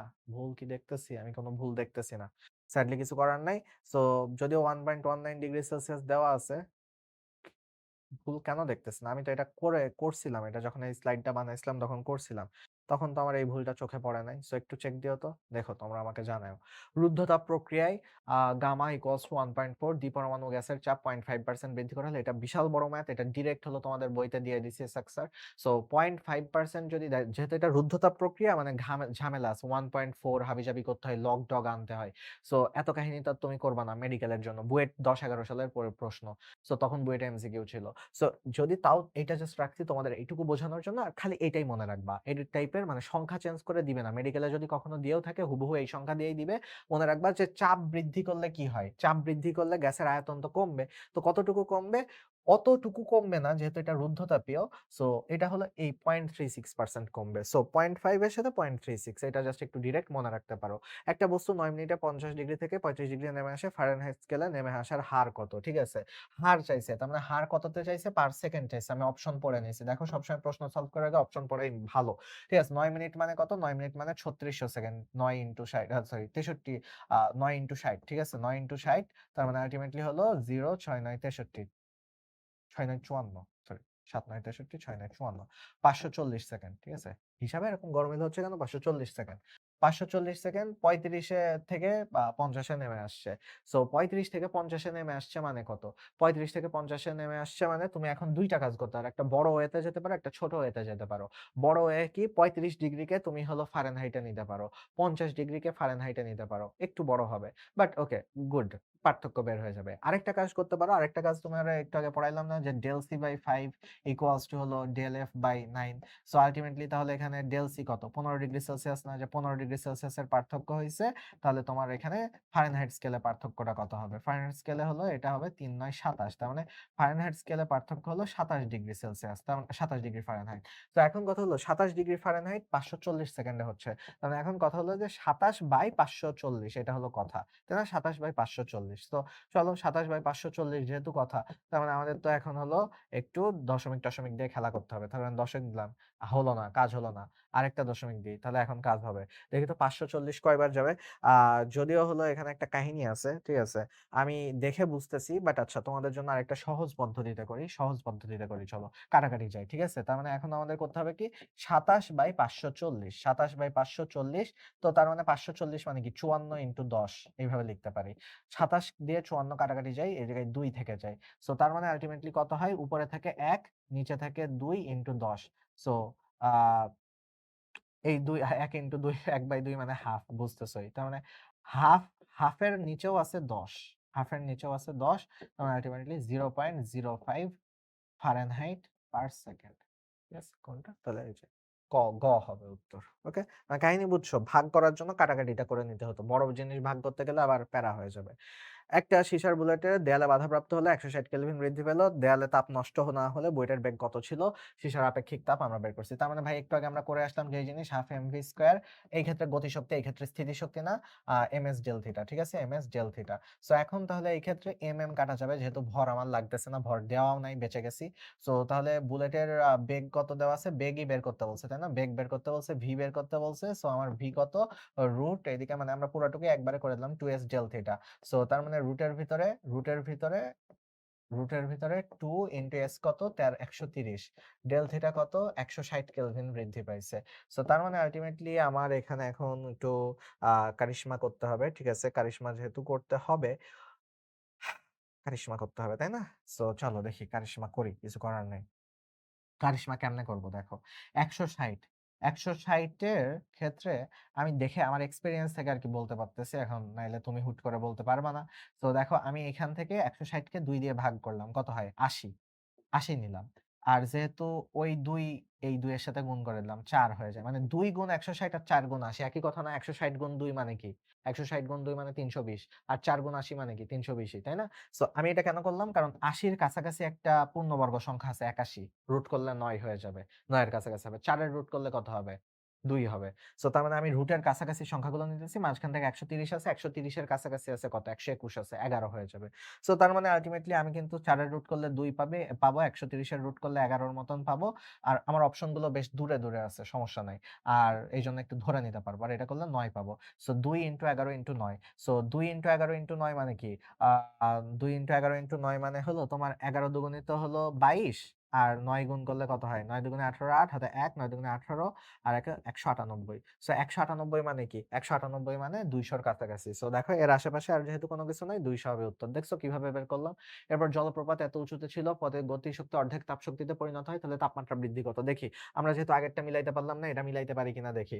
তাহলে MS del theta sorry MGH যেহেতু জলপ্রপাত, তো এই জলপ্রপাতের অর্ধেক গতিশক্তি মানে অর্ধেক শক্তি মানে এর অর্ধেক হলো তাপশক্তিতে পরিণত হয়েছে। তার মানে এমজিএইচ এর হাফ। ঠিক আছে? প্যারা নেই। করলাম হাফ। যেহেতু বলছে এখন প্রশ্নে কি করবা? স্যার চাইছে। কেটে দাও। কেটে দিলে জি কি ১০ বলছে? জি ১০ না বললেও আমি ১০ বানায় নিব। আমার এত এখানে প্যারা নিতে পারবো না। ঠিক আছে? ৯০০ ৯০০ আর এইদিকে হলো হাফ মানে কত? হাফ মানে হলো ধরলাম 0.5 ঠিক আছে? সো এখন কথা হলো বাবা হাফ রাখলেও প্যারা ছিল না। হুদাই করলাম। আচ্ছা পানির কত জানো? পানির হলো জানতে হবে ৪২০০ ঠিক আছে? আর ডেল থিটা বের করতে বলছে, তাই না? ডেল থিটা বের করতে বলছে। সো এখন কথা হলো যে তার মানে উপরে আছে কত? যেহেতু ৫ ইনটু ৯০০ আর নিচে আছে কত? ৪২০০। সো তার মানে কাটাকাটি করে ফেলি, কাটাকাটি করে ফেললাম। আচ্ছা তার মানে এটা হলো ডেল থিটা বের করতে হবে। তার মানে উপরে আছে ৫ ৯ ৪৫ আর ৪২। তার মানে ৪৫ কে ৪২ দিয়ে ভাগ করতে হবে। ৪৫ কে ৪২ দিয়ে চলো ভাগ করি, ১ হয়। একবার গেল, তারপর ৩ থেকে একটা দশমিক দিলাম, 0 আসলো। আরেকটা দশমিক 0 আনলাম, ৩০০ বানাইলাম। ৪২ এর ভিতরে যাই ৪ তো ৪ ৭ টা ২৮। তার মানে ৪ দুগুণে ৭ দুগুণে ১৪ ৪ হাতে ১ ৪ ৭ টা ২৮ একে ২৯৪। সো আমরা অলমোস্ট পেয়ে গেছি 1.07 1.07 না 1.05 হবে। সব থেকে কাছাকাছিটা হবে। সো ওকে আমরা মিলাইতে পারছি। আগেরবার হয়তো অপশনে ভুল ছিল অথবা আমরা ছোটখাটো কিছু একটা হয়তো মিস করে চলে গেছিলাম। এজন্য খেয়াল করি নাই। আচ্ছা এবার চলে আসি ২৭ ডিগ্রি সেলসিয়াস তাপমাত্রায় গ্যাসের আয়তন এত হলো সংকুচিত করে এত করা 1/4 করা হলো। যদি গামা 1/4 1.4 হয় তাহলে নতুন তাপমাত্রা কত হবে? আ তার মানে কি চাইছে? আ টি চাইছে, তাই না? টি চাইছে। সো আমাদের এখন আয়তন আছে, রুদ্ধতাপীয় প্রক্রিয়ার সূত্রগুলো কাজে লাগাইতে হবে। আমাদের যেহেতু আয়তন সংকোচন করা হইছে ভি আর পি, তাই না? নতুন তাপমাত্রা সরি টি, তাই না? ভি আর টি, টি আর ভি এর মধ্যে সম্পর্ক টিভি গামা মাইনাস 1। তাহলে টি1 ভি1 গামা মাইনাস 1 টি2 ভি2 গামা মাইনাস 1, তাই না? এই সূত্র আমাদের কাজে লাগবে। সো তাহলে চলো এখন দেখি। আ ধরলাম আয়তন কি করছে? 1/4 করছে। আয়তন 1/4 করছে। সো তার মানে আসলে আল্টিমেটলি আ T1 ২৭ ডিগ্রি সেলসিয়াস তাপমাত্রা ধরলাম T2, T2 হলো ধরলাম যে হলো ২৭ ডিগ্রি সেলসিয়াস তাপমাত্রা। ধরলাম যে এটা হলো ২৭ ডিগ্রি। T2 ধরলাম ২৭ ডিগ্রি, পরে গুণ করতে সুবিধা হবে। মানে ৩০০ কেলভিন। আচ্ছা। তার মানে T1 বের করতে হবে আমার। T1 বের করতে হবে। সো V1 করা হইছে কি? V1 আগে যা ছিল তার থেকে ৪ গুণ করা হইছে। 1/4 করা হইছে, তাই না? সংকুচিত করা হইছে। সো একটি রুদ্ধতাপীয় প্রক্রিয়ায় সংকুচিত করা হলো। নতুন তাপমাত্রা কত হবে? সংকুচিত করে 1/4 করা হয়েছে। ঠিক আছে? 1/4 করা হয়েছে, আগে ছিল V। সো এখন এর উপরে আছে কি? এই যে যেহেতু এদিকে আনছি গামা মাইনাস 1 আছে। সো গামা কত? গামার ভ্যালু হলো 1.4। সো তাহলে 1.4 মাইনাস 1 আছে। সো তার মানে আল্টিমেটলি T ইকুয়ালস টু কত? T ইকুয়ালস টু হলো 1/4 উপরে আছে 0.4 ইনটু ৩০০। সো আচ্ছা, আমরা কি ছোটখাটো কিছু ভুল করছি?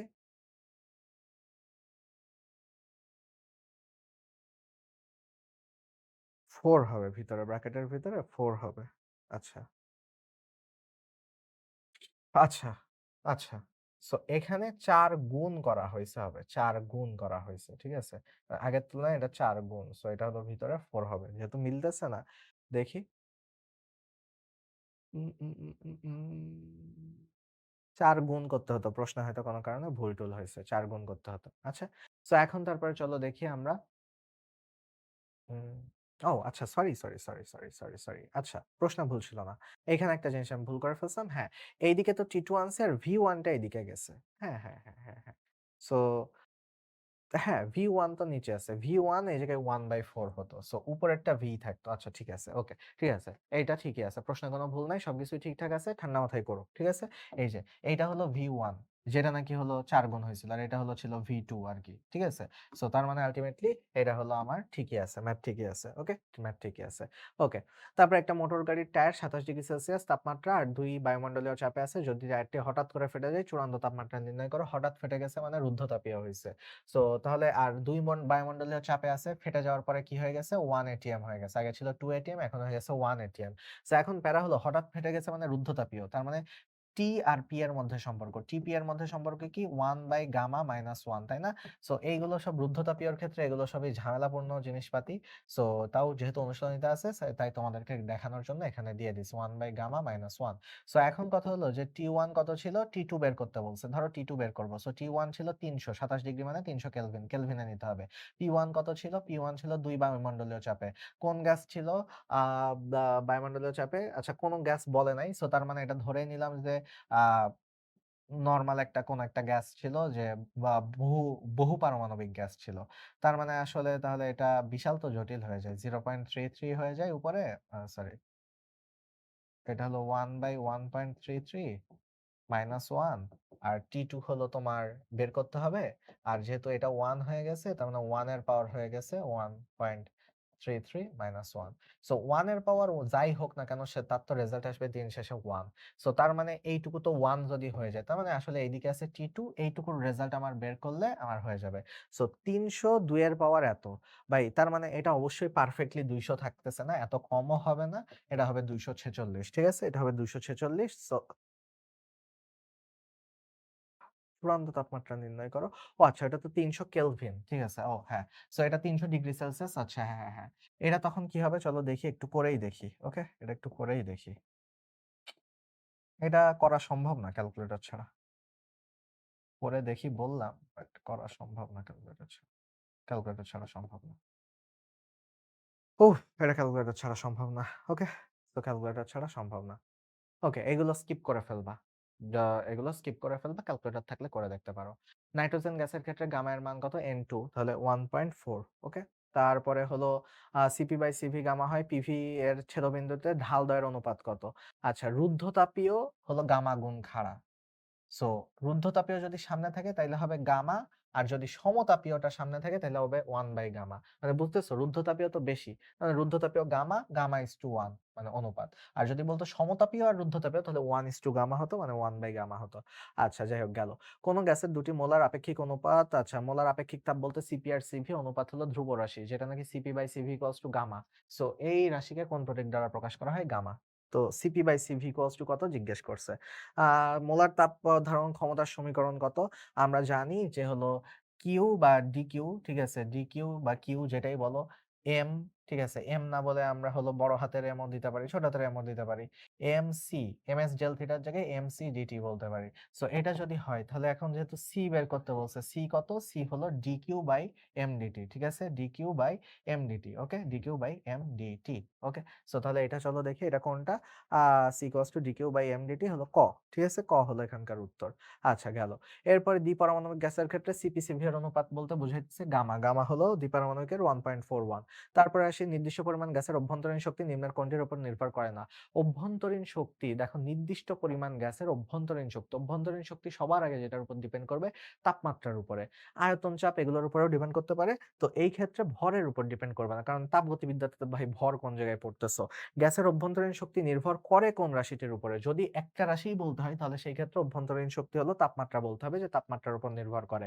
গৃহীত তাপ Q1, বর্জিত তাপ Q2 হলে ইঞ্জিনের দক্ষতা কত? দক্ষতা যদি জিজ্ঞেস করে তার মানে আমরা ইটা এর সূত্র জানি। Eta equals to Q1 minus Q2 by হলো তোমার Q1। সো এটাকে আবার বিভিন্ন ভ্যারিয়েশনে লেখা যায়। Q1 ভাগ করে গেলে তো সামনের অংশটুকু 1 মাইনাস Q2 বাই Q1 ও কিন্তু লেখা যায় বিভিন্ন ভ্যারিয়েশনে। সো এটার সাথে মিল আছে কোনটা? এটার সাথে মিল আছে খ। এখানে দেখো 1 মাইনাস Q2 বাই Q1, তো খ হবে এখানকার উত্তর। Q1 গৃহীত তাপ বর্জিত চাপ হলে দক্ষতা কি? একই কথা ঘুরায় ফিরে 1 minus Q2 by Q1, 1 minus Q2 by Q1। ঠিক আছে? সো সবগুলো অপশন পড়ে তারপর উত্তর করো। তারপরে ১২৭, ৪২৭ কার্যত একটি সর্বোচ্চ দক্ষতা কত? তো দক্ষতা আমাদের বের করতে হবে। ভাই যেমনে বের করলাম, তাই না? যে Q1 minus Q2 by Q1। So তাহলে চলো করি। সো Q1 কত? কার্যত যেহেতু Q1 হলো বড়টা। সো Q1 বড়টা হলো ৪২৭। ৪২৭ মানে কেলভিনে নিয়ে যেতে হবে। ৪২৭ মানে এর সাথে ২৭৩ যোগ করো ৬০০। সরি, ৭০০। ৭০০। ১২৭ মানে হলো ২৭৩ যোগ করলে ৪০০। ৪০০। সো ২৭৩ আরকি যোগ করলাম। তোমরা আরেকটু ইয়ে করে যোগ করে নিও। ধরে সময় নিয়ে যোগ করো, প্যারা নাই। 400 নিচে হলো 700। সো উপরে থাকতেছে 300, নিচে থাকতেছে 700। সো 300 700 কাটো, 3 7 7 দিয়ে 3 কে ভাগ করো। সো 7 দিয়ে 3 কে ভাগ করলে দশমিক নাও 0, 4 7 28, 2 থাকে। সো গেল 0 আনো একটা, 7 দুগুণে 14। সো লাইক হলো ওকে 42 দশমিক সামথিং হবে। সো তার মানে কি 42.86%। 42.42 মানে 100% গুণ করলে তো 42.86%। স্বাভাবিক তাপমাত্রা চাপে গ্যাসের 1 কেলভিন বাড়ালে যে কাজ হবে, 1 কেলভিন বাড়ালে 4 পয়েন্ট 1 কেলভিন বাড়ালে, আচ্ছা এটা হলো তোমার ওই যে সার্বজনীন গ্যাস ধ্রুবকের কথা বলছে, ক্যালোরির কথা বলে নাই। 1 মোল আদর্শ গ্যাসের তাপমাত্রা 1 কেলভিন বাড়ালে আর পরিমাণ কাজ হয়, তাই না? সার্বজনীন গ্যাস ধ্রুবক। সো সার্বজনীন গ্যাস ধ্রুবক কত? 8.314 জুল। আচ্ছা, তাপগতিবিদ্যার প্রথম আর দ্বিতীয় সূত্রের সমন্বিত রূপ কোনটা? আচ্ছা, প্রথম আর দ্বিতীয় সূত্রের সমন্বিত রূপ, আচ্ছা প্রথম সূত্র যদি দেখি, প্রথম সূত্র ছিল dq du প্লাস তোমার dw, তাই না? dw। সো dw কে আমরা আবার অনেক ক্ষেত্রে pdv লিখলাম pdv। আর দ্বিতীয় সূত্রের রূপ ছিল কি dq ইকুয়ালস দ্বিতীয় সূত্রের রূপ ছিল ds equals to dq by dt, dq by t। So ultimately দ্বিতীয় সূত্র থেকে আমি এটা বের করতে পারি না যে dq ইকুয়ালস টু কি, dq equals to t ds, আমরা এটা বলতে পারি যে dq equals to tds। So তার মানে জাস্ট তুমি tds টা এখানে বসায় দাও, তাহলেই তো মিলিত রূপ পেয়ে গেলা। তার মানে অতএব আমি মিলিত রূপের ক্ষেত্রে বলতে পারি যে tds equals to du plus pdv। Okay, so pdv। তো এখন যদি হয় তাহলে এটার সাথে কোনটার সাথে মিলে? সবগুলোর সামনে যেহেতু du আছে, তার মানে du টা আলাদা করে ফেলি, du ওইদিকে রাখলাম। তার মানে আলটিমেটলি pdv কে এদিকে নিয়ে আনতে হবে। তার মানে tds minus pdv, tds minus pdv, তাহলে কত, কোনটা হবে? খ হবে। ঠিক আছে, tds মাইনাস pdv খ হবে।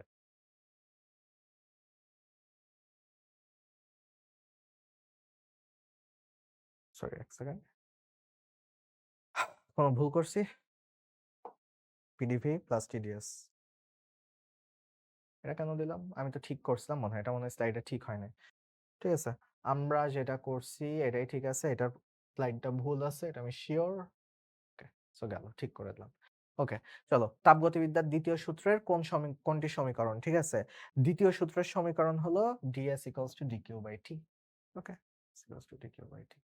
ওকে, এরপরে যদি যাই কোন সূত্রকে কাজে লাগিয়ে তাপ ইঞ্জিন, আচ্ছা দ্বিতীয় সূত্রের আন্ডারে তাপ ইঞ্জিন গুলো কাজ করে। আর প্রথম 0তম সূত্র দিয়ে থার্মোমিটার। ওকে, তারপরে কিউ পরিমাণ তাপ শক্তি সরবরাহ করার ফলে যদি সিস্টেমের অভ্যন্তরীণ শক্তি পরিবর্তন এবং সিস্টেম কর্তৃক পরিবেশের উপর বাহ্যিক কাজ ডাব্লিউ হয়, আমরা জানি যে DQ equals to DU plus DW. Okay, so গেল, এগুলো আমরা পড়ে ফেলছি। কিছু পরিমাণ তাপের কত অংশ কাজে রূপান্তরিত করা যাবে তা জানা যায় কি থেকে? প্রথম সূত্র থেকে। প্রথম সূত্র কাজ আর তাপের মধ্যে সম্পর্ক না, সো প্রথম সূত্র থেকে এটা জানা যায়। কিছু পরিমাণ কাজের কত অংশ কাজে রূপান্তরিত করা যাবে? তা তাপগতিবিদ্যার এইটা হলো ইসাক স্যারের বইতে ডিরেক্ট আছে, দ্বিতীয় সূত্র ডিরেক্ট আছে। সো হ্যাঁ, এটা হলো তাপ আর কাজের মধ্যে সম্পর্ক প্রথম সূত্রের ভিতরে দেওয়া আছে, বাট ইসাক স্যারের অনুশীলনীতে ডিরেক্ট দেওয়া আছে যে দ্বিতীয় সূত্র থেকে তাপের কত অংশ কাজে পরিণত হবে। কাইন্ড অফ এইটা দিয়ে ইঞ্জিনের দক্ষতা বুঝাইছে, ডিরেক্ট তাপ আর কাজের সম্পর্ক বলে নাই, এটা ইঞ্জিনের দক্ষতা যেহেতু বুঝাইছে, সো দ্বিতীয় সূত্রের কথাটাই এখানে মেনশন করছে।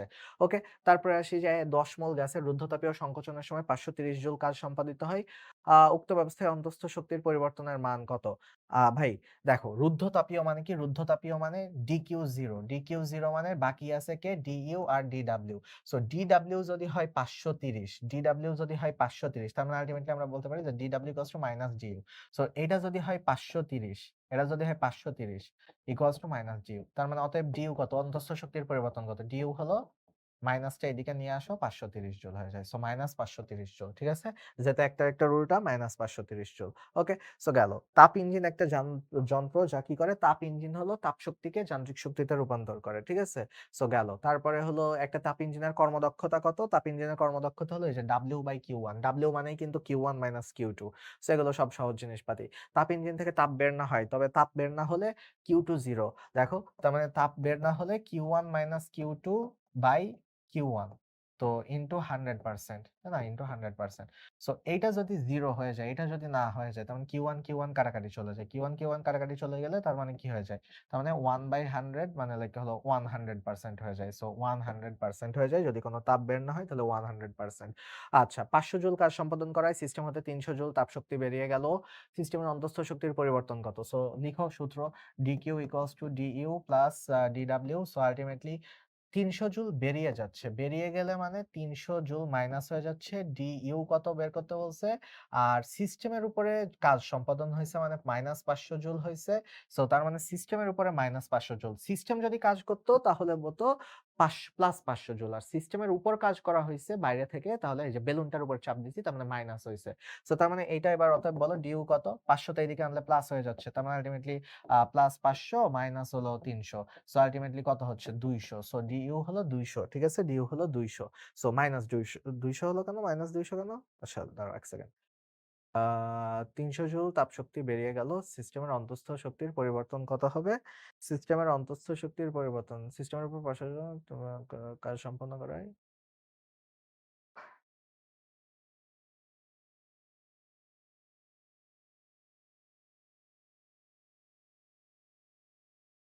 প্লাস ২০০ হবে। ঠিক আছে? উত্তর ভুল দেওয়া আছে। প্লাস ২০০ হবে। ইসাক স্যারের বই চেক করো। উত্তর হয়তো ভুল দেওয়া আছে। সো ঠিক আছে। এখন চলো দেখি। একটা Carnot engine. Carnot engine ৫০০ kelvin তাপমাত্রার তাপ উৎস থেকে ৩০০ ক্যালোরি গ্রহণ করলো এবং তাপ গ্রাহকে এত বর্জন করলো, তাপমাত্রা কত? চুয়েটে আসা প্রশ্ন।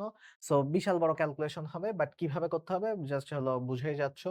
সেটা হলো তাপ গ্রাহকের তাপমাত্রা কত, তাই তো? সো আমরা এই সূত্রটা এখানে আচ্ছা বিশাল বড় হবে না আসলে Q1/Q2 এই সূত্রটা আরকি এপ্লাই করতে হবে। সো আল্টিমেটলি ধরলাম এটা হলো ৫০০, T2 আমরা জানি না। T2 হলো আমরা বের করব। Q1 কত? ৩০০ আর ২২৫। সো আল্টিমেটলি ওকে, যেটা বুঝতেছো সেটাই করতে হবে। T2 এদিকে নিয়ে গেলাম, ২২৫ এদিকে গুণ হয়ে গেল ৫০০ ইন্টু ২২৫/৩০০। সো ০০০ কাটলাম। ৩ দিয়ে এটা কাটাকাটি যায়, ৩ দিয়ে এটা কাটাকাটি যায়। ৩ ৭ টা ২১, ১৫ থাকে ৩ ৫ ৭৫, তাহলে ৫ ৫ ৫ ২৫ ৫ হাতে ২, ৫ ৭ টা ৩৫ আর ২ ৩৭৫। ৩৭৫ কেলভিন। ৩৭৫ কেলভিন হবে উত্তর। ঠিক আছে? ৩৭৫ কেলভিন হবে উত্তর। সো প্রত্যাবর্তী প্রক্রিয়ায় একটা কি? প্রত্যাবর্তী প্রক্রিয়া হলো তোমার দ্রুত প্রক্রিয়া, না দ্রুত প্রক্রিয়া না, একমুখী প্রক্রিয়াও না, স্বতঃস্ফূর্ত প্রক্রিয়াও না, এটা একটা তাপগতীয় প্রক্রিয়া। ঠিক আছে? প্রত্যাবর্তী প্রক্রিয়া একটা তাপগতীয় প্রক্রিয়া। নিম্নের কোনটা অপ্রত্যাগামী প্রক্রিয়ার বৈশিষ্ট্য? অপ্রত্যাগামী প্রক্রিয়া হলো ওই যে স্বতঃস্ফূর্ত আর একমুখী হবে। বাকিগুলো আরকি হবে না। রিডিং পড়ে দেখো। এরপরে যদি আসি যে একটা আবর্তনশীল চক্রে গ্যাসের অন্তঃস্থ শক্তি কি? আবর্তনশীল চক্র মানে প্রত্যাগামী প্রক্রিয়া। অন্তঃস্থ শক্তি কি হবে? অন্তঃস্থ শক্তি ইউজুয়ালি হলো তোমার ধ্রুবক থাকে। মানে বৃদ্ধিও পায় না, হ্রাসও পায় না, শূন্য বইলো না। আর প্রথম ধাপের ক্ষেত্রে নিচের কোনটা সঠিক? প্রথম ধাপের ক্ষেত্রে আচ্ছা দেখো, কার্নো ইঞ্জিনিয়ার এটা ডিটেইলসে পড়াইছি। প্রথম ধাপে হয় হলো প্রসারণ। তো এবং সেটা হলো সমষ্ণ প্রসারণ। সমষ্ণ প্রসারণ। দ্বিতীয় ধাপে হয় প্রসারণ। ঠিক আছে? প্রসারণ হয় দ্বিতীয় ধাপে, বাট সেটা হলো রুদ্ধতাপীয় প্রসারণ। তৃতীয় ধাপে হয় কি? তৃতীয় ধাপে হয় তোমার সংকোচন। বাট সেটা হয় সমষ্ণ সংকোচন। ঠিক আছে? সমষ্ণ সংকোচন। তারপরে হলো তোমার পরেরটাতেও হয় সংকোচন, বাট সেটা হলো রুদ্ধতাপীয় সংকোচন। তো তার মানে আল্টিমেটলি প্রথম ধাপ চাইছে, তার মানে এটা হলো সমষ্ণ প্রসারণ চাইছে। সমষ্ণ মানে কি? সমষ্ণ মানে তাপমাত্রা স্থির থাকে। এটা ঠিক আছে।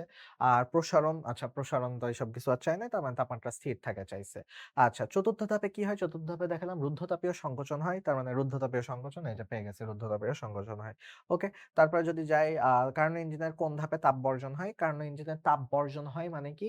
সেটা হলো রুদ্ধতাপীয় হতে পারবে না। রুদ্ধতাপীয় হওয়া যাবে না। রুদ্ধতাপে তো তাপ গ্রহণও হয় না, বর্জনও হয় না।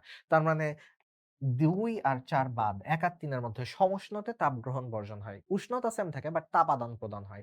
সো তাপ গ্রহণ বর্জন হয়। তো এখন তুমি চিন্তা করো সমউষ্ণ প্রসারণ ১ম ধাপ। ১ম ধাপে তো তাপ গ্রহণ করতে হবে প্রসারিত করতে হলে। তো তৃতীয় ধাপে হলো ওর তাপ বর্জন করে ও সংকুচিত হয়। ঠিক আছে? তাপ বর্জন করে সংকুচিত হয়। আচ্ছা, চতুর্থ ধাপে সিস্টেমের কি হয়? চতুর্থ ধাপ ছিল কি? রুদ্ধতাপীয়। তো রুদ্ধতাপীয়র ক্ষেত্রে তোমার হলো এনট্রপি হলো অপরিবর্তিত থাকে। এনট্রপি চেঞ্জ হয় না। চতুর্থ ধাপ রুদ্ধতাপীয় ছিল। একটা কার্নো ইঞ্জিনের বাষ্পবিন্দু বরফ বিন্দুর মধ্যে কাজ করলে দক্ষতা কত? আ ১২ বস সরি, এটা যদি আমরা দেখি দক্ষতার ক্ষেত্রে যদি দেখি Q1 Q2 এর জায়গায় T1 T2 ও বসানো যায়। সো তার মানে এইটা আরকি জিজ্ঞেস করছে। ঠিক আছে? এটা হলো জিজ্ঞেস করছে। সো বাষ্পবিন্দু আর বরফ বিন্দু বলতে বুঝাইতেছি কি? বাষ্পবিন্দু বরফ বিন্দু বলতে এখানে কেলভিন তাপমাত্রা বসাতে হবে। সো তার মানে ৩৭৩ মাইনাস ২৭৩ বাই তোমার হলো কত? ৩৭৩। সো এখন ইনটু 100%। সো এখন যদি এগুলো আসি তার মানে উপরে থাকতেছে ১০০, ১০০ ইনটু ১০০ যেহেতু এই যে 100% আর ১০০ আর এদিকে ৩৭৩। So percent. তো আল্টিমেটলি আচ্ছা 100 তো গুণ করেই দিছি, পার্সেন্ট। ঠিক আছে? পার্সেন্ট। ওকে। সো এখন কথা হলো যে উপরে আছে তাহলে কত? উপরে আছে তোমার হলো ১০,০০০। নিচে আছে ৩৭৩। সো ভাগ করলে কয়বার যাবে? ১ম এ ৩ বার না। ১ম এ হলো ২ বার যাচ্ছে। ৩ দুগুণে ৬ হাতে কিছু নাই। ৭ দুগুণে ১৪, ৪ হাতে ১, ৭। ৭৪৬। ৭৪৬ যদি হয় তাহলে ৪, ৫, ২ একটা 0 আনলাম। কয়বার যাবে? এর ভিতরে মনে হয় ৮ বার যাবে বা ৬ বার যাবে। আচ্ছা, ওই তো ৬-৭ বার সামথিং যাবে। সো দেখো ২ দিয়ে অপশন আছেই একটা। ২ দিয়ে অপশন আছেই একটা। আমি এইটুকু করার পরেই হুট করে অপশনের দিকে তাকাইলাম। ২ দিয়ে অপশন আছেই একটা। ওইটাই হবে উত্তর। যেহেতু ক্যালকুলেটর নাই সো এত তো পারফেক্ট করা পসিবল না। ১২৭ ৮৭ ডিগ্রির মধ্যে কর্মরত কারেন্ট ইঞ্জিনের দক্ষতা কত? তো দেখো কেলভিনে নিয়ে যেতে হবে। সো ১২৭ মানে কত? ১২৭ মানে ৪০০। ১২৭ মানে ৪০০ আর ২৭ মানে ৩০০। So ৪০০ minus ৩০০ into 100%। So ultimately মানে এটাই হলো দক্ষতা। সো আল্টিমেটলি উপরে হলো ১০০ নিচে হলো ৪০০। সো মানে ১/৪ ইনটু ১০০% ১/৪ মানে কত? 0.25 0.25 ইনটু ১০০ মানে ২৫। So ultimately ২৫%। সো ২৫% হবে এখানকার উত্তর। তো তারপরে গেল এখন যদি যাই ২২৭ ১২৭ এর মধ্যে কাজ করে কত কৃত কাজের পরিমাণ কত হবে? ভাই যদি কৃত কাজের পরিমাণ ৫০০ জুল হয় তবে প্রত্যাঘাত তাপের পরিমাণ কত হবে? আচ্ছা, মানে তাপ বর্জন করছে কতটুকু? আচ্ছা ভাই সহজ হিসাব। সহজ হিসাবের ক্ষেত্রে এখানে কি বলছে? যে কৃত কাজের পরিমাণ মানে W মানে Q1 মাইনাস Q2 বা T1 minus Q2 sorry Q1 minus Q2 ই বললাম। Q1 মাইনাস Q2 হলো কত বলছে? ৫০০ জুল বলছে। Q1 মাইনাস Q2 হলো ৫০০ জুল। খুবই ভালো কথা। আচ্ছা আর কি দেওয়া আছে? আর আমরা জানি যে T1 by T2 equals to হলো Q1 বাই Q2, তাই না? এইটা তো আমরা জানি। সো এখন কথা হলো যে T1 কত? ২২৭। ২২৭ ওকে। ধরলাম যে T1 হলো ২২৭। ২২৭ হলো কত? তার মানে ৫০০। আর T2 কত? ১২৭। ১২৭ মানে ৪০০। Q1 আর Q2 এর মধ্যে এখন আমরা জানি না Q1, Q2 কত? আমাদের Q2 বের করতে হবে। সো তার মানে এটা কেটে গেল। এটা থাকলো ৪, ৫ মানে 1.25 তাই না? 5/4 মানে 1.25 সো Q2 এর সাথে 1.25 গুণ করলে সেটা Q1 এর সমান হয়। তো এখন এই ভ্যালুটা আমরা কোথায় বসায় দিই? এই ভ্যালুটা আমরা এখানে বসায় দিই। এই ভ্যালুটা আমরা এখানে বসায় দিই। তো এই ভ্যালুটা যদি এখানে বসায় দিই তার মানে 1.25 Q2 minus Q2 equals to ৫০০ so অতএব হলো 0.25 equals to ৫০০ 0.25 Q2 equals to ৫০০ ঠিক আছে? ইকুয়ালস টু ৫০০ সো অতএব Q2 ইকুয়ালস টু কত? Q2 ইকুয়ালস টু ৫০০ মানে 0.25 দিয়ে ভাগ করো। 0.25 মানে কি? 1/4 তো 1/4 দিয়ে ভাগ করা মানে কি? ৪ দিয়ে গুণ করা। সো ৪ ইনটু ৫০০ তার মানে আল্টিমেটলি ২০০০ প্রত্যাঘাত তাপ হলো ২০০০ জুল। সো প্রত্যাঘাত তাপ ২০০০ জুল। কিভাবে এখানে হিসাব করলাম বুঝছো? 0.25 মানে আমি ধরে নিলাম 1.4 আমার এখানে 1.4 ধরলে ইজি হয়। ৪ দিয়ে গুণ করে ফেলবো। সো ২০০০ হয়ে যাবে।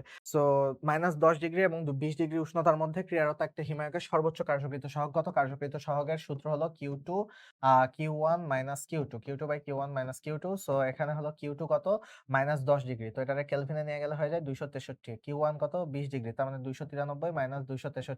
সো নিচে কত আছে? ২৬৩/৩০ ২৬৩/৩০ তাহলে এখন ৩০ দিয়ে যদি ভাগ করা হয় ২৬৩ কে তাহলে কয়বার যায়? দেখো যে ৮ বার যাচ্ছে। ৩ ৮ টা ২৪, ২৪০ তাহলে এখন বাকি থাকতেছে কত? ৩৩ তাহলে একটা দশমিক আনো ৩৩০ কয়বার যায়?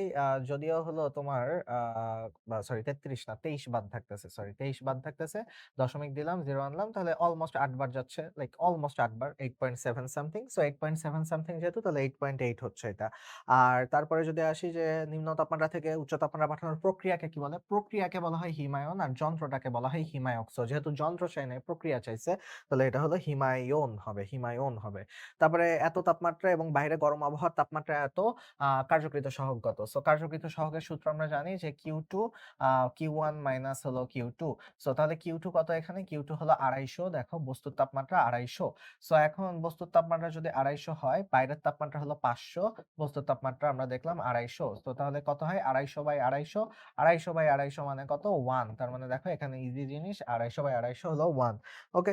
সো তাহলে গেল আমাদের এখানে। তারপরে একটা রেফ্রিজারেটরের কার্য সম্পাদন সহগ হলো ৪.6 আ আ তারপরে ঠান্ডা প্রকোষ্ঠ থেকে প্রতি চক্রে ২৫০ জুল তাপ অপসারণ করলে প্রতি চক্রে কাজের পরিমাণ কত? আচ্ছা, কাজের পরিমাণ চাইছে, কৃত কাজের পরিমাণ তার মানে W চাইছে, W যেহেতু চাইছে that means Q1 minus Q2 চাইছে। সো এখন দেখি তো আমাদের কার্যকৃত সহগ K দেওয়া আছে। K দেওয়া আছে। সো তাহলে চলো দেখি তাপ অপসারণের পরিমাণ দেওয়া আছে। তাপ অপসারণের পরিমাণ হলো আমাদের দেওয়া আছে। চলো তাহলে আমরা তো সূত্র জানি যে Q2 Q1 minus Q2 so এটা চাইছে Q1 মাইনাস Q2 চাইছে। তো এখন চলো 1 মাইনাস Q2 কে এদিকে নিয়ে আসি। যেহেতু এটাই পুরাটুকু চাইছে আমরা কাহিনী করব না। এটাকে এদিকে নিয়ে আসলাম।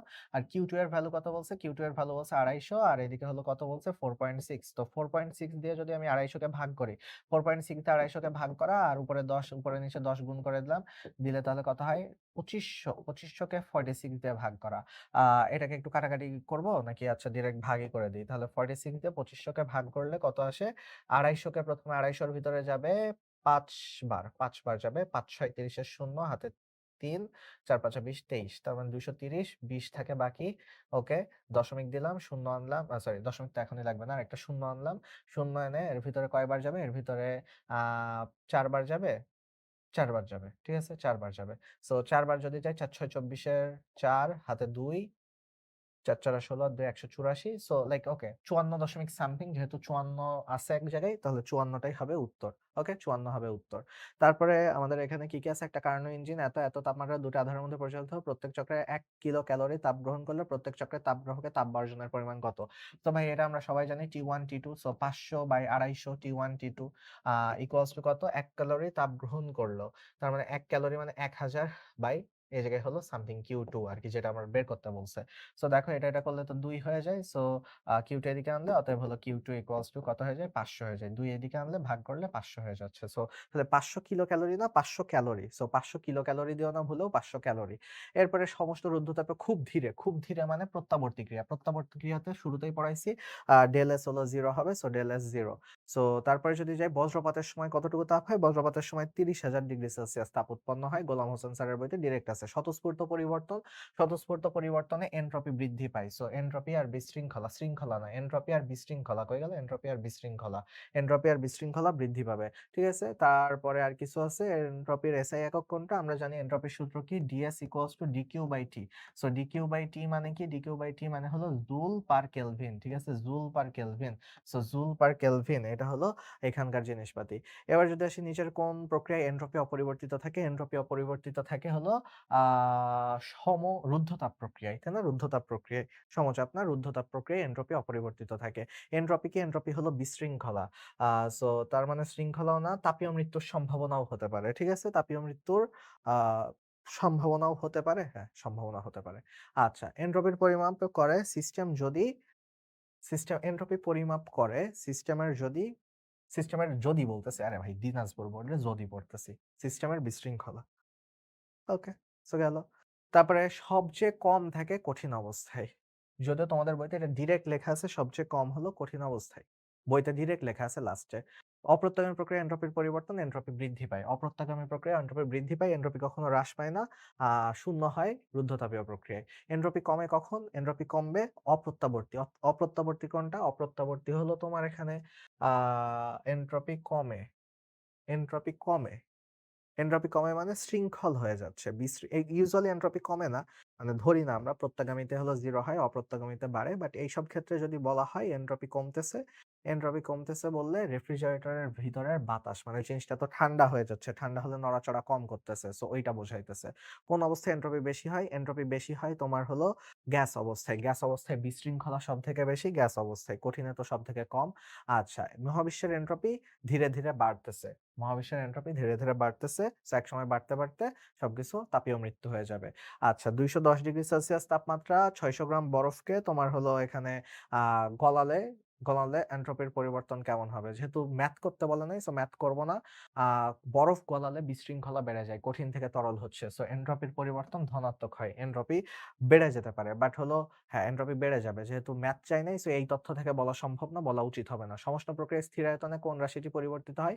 সমষ্ণ প্রক্রিয়ায় অন্তঃস্থ শক্তি ঠিকঠাক থাকে, আয়তনও ঠিকঠাক থাকে। এই মানে তার অন্তঃস্থ শক্তিও সেম থাকে, তাপমাত্রাও সেম থাকে, আয়তন যেহেতু সেম, এগুলোও সেম আছে। মানে এনট্রপিটা হলো তোমার পরিবর্তিত হতে পারে। ঠিক আছে? এনট্রপিটা পরিবর্তিত হতে পারে। সো তোমাদের মোটামুটি অনুশীলনীর প্রশ্নে এগুলোই হলো শেষ। সো এই চ্যাপ্টারের অনুশীলনীর প্রশ্নগুলো ভালো মতন প্র্যাকটিস করো। কোনো কনফিউশন থাকলে জিজ্ঞেস করে নিও।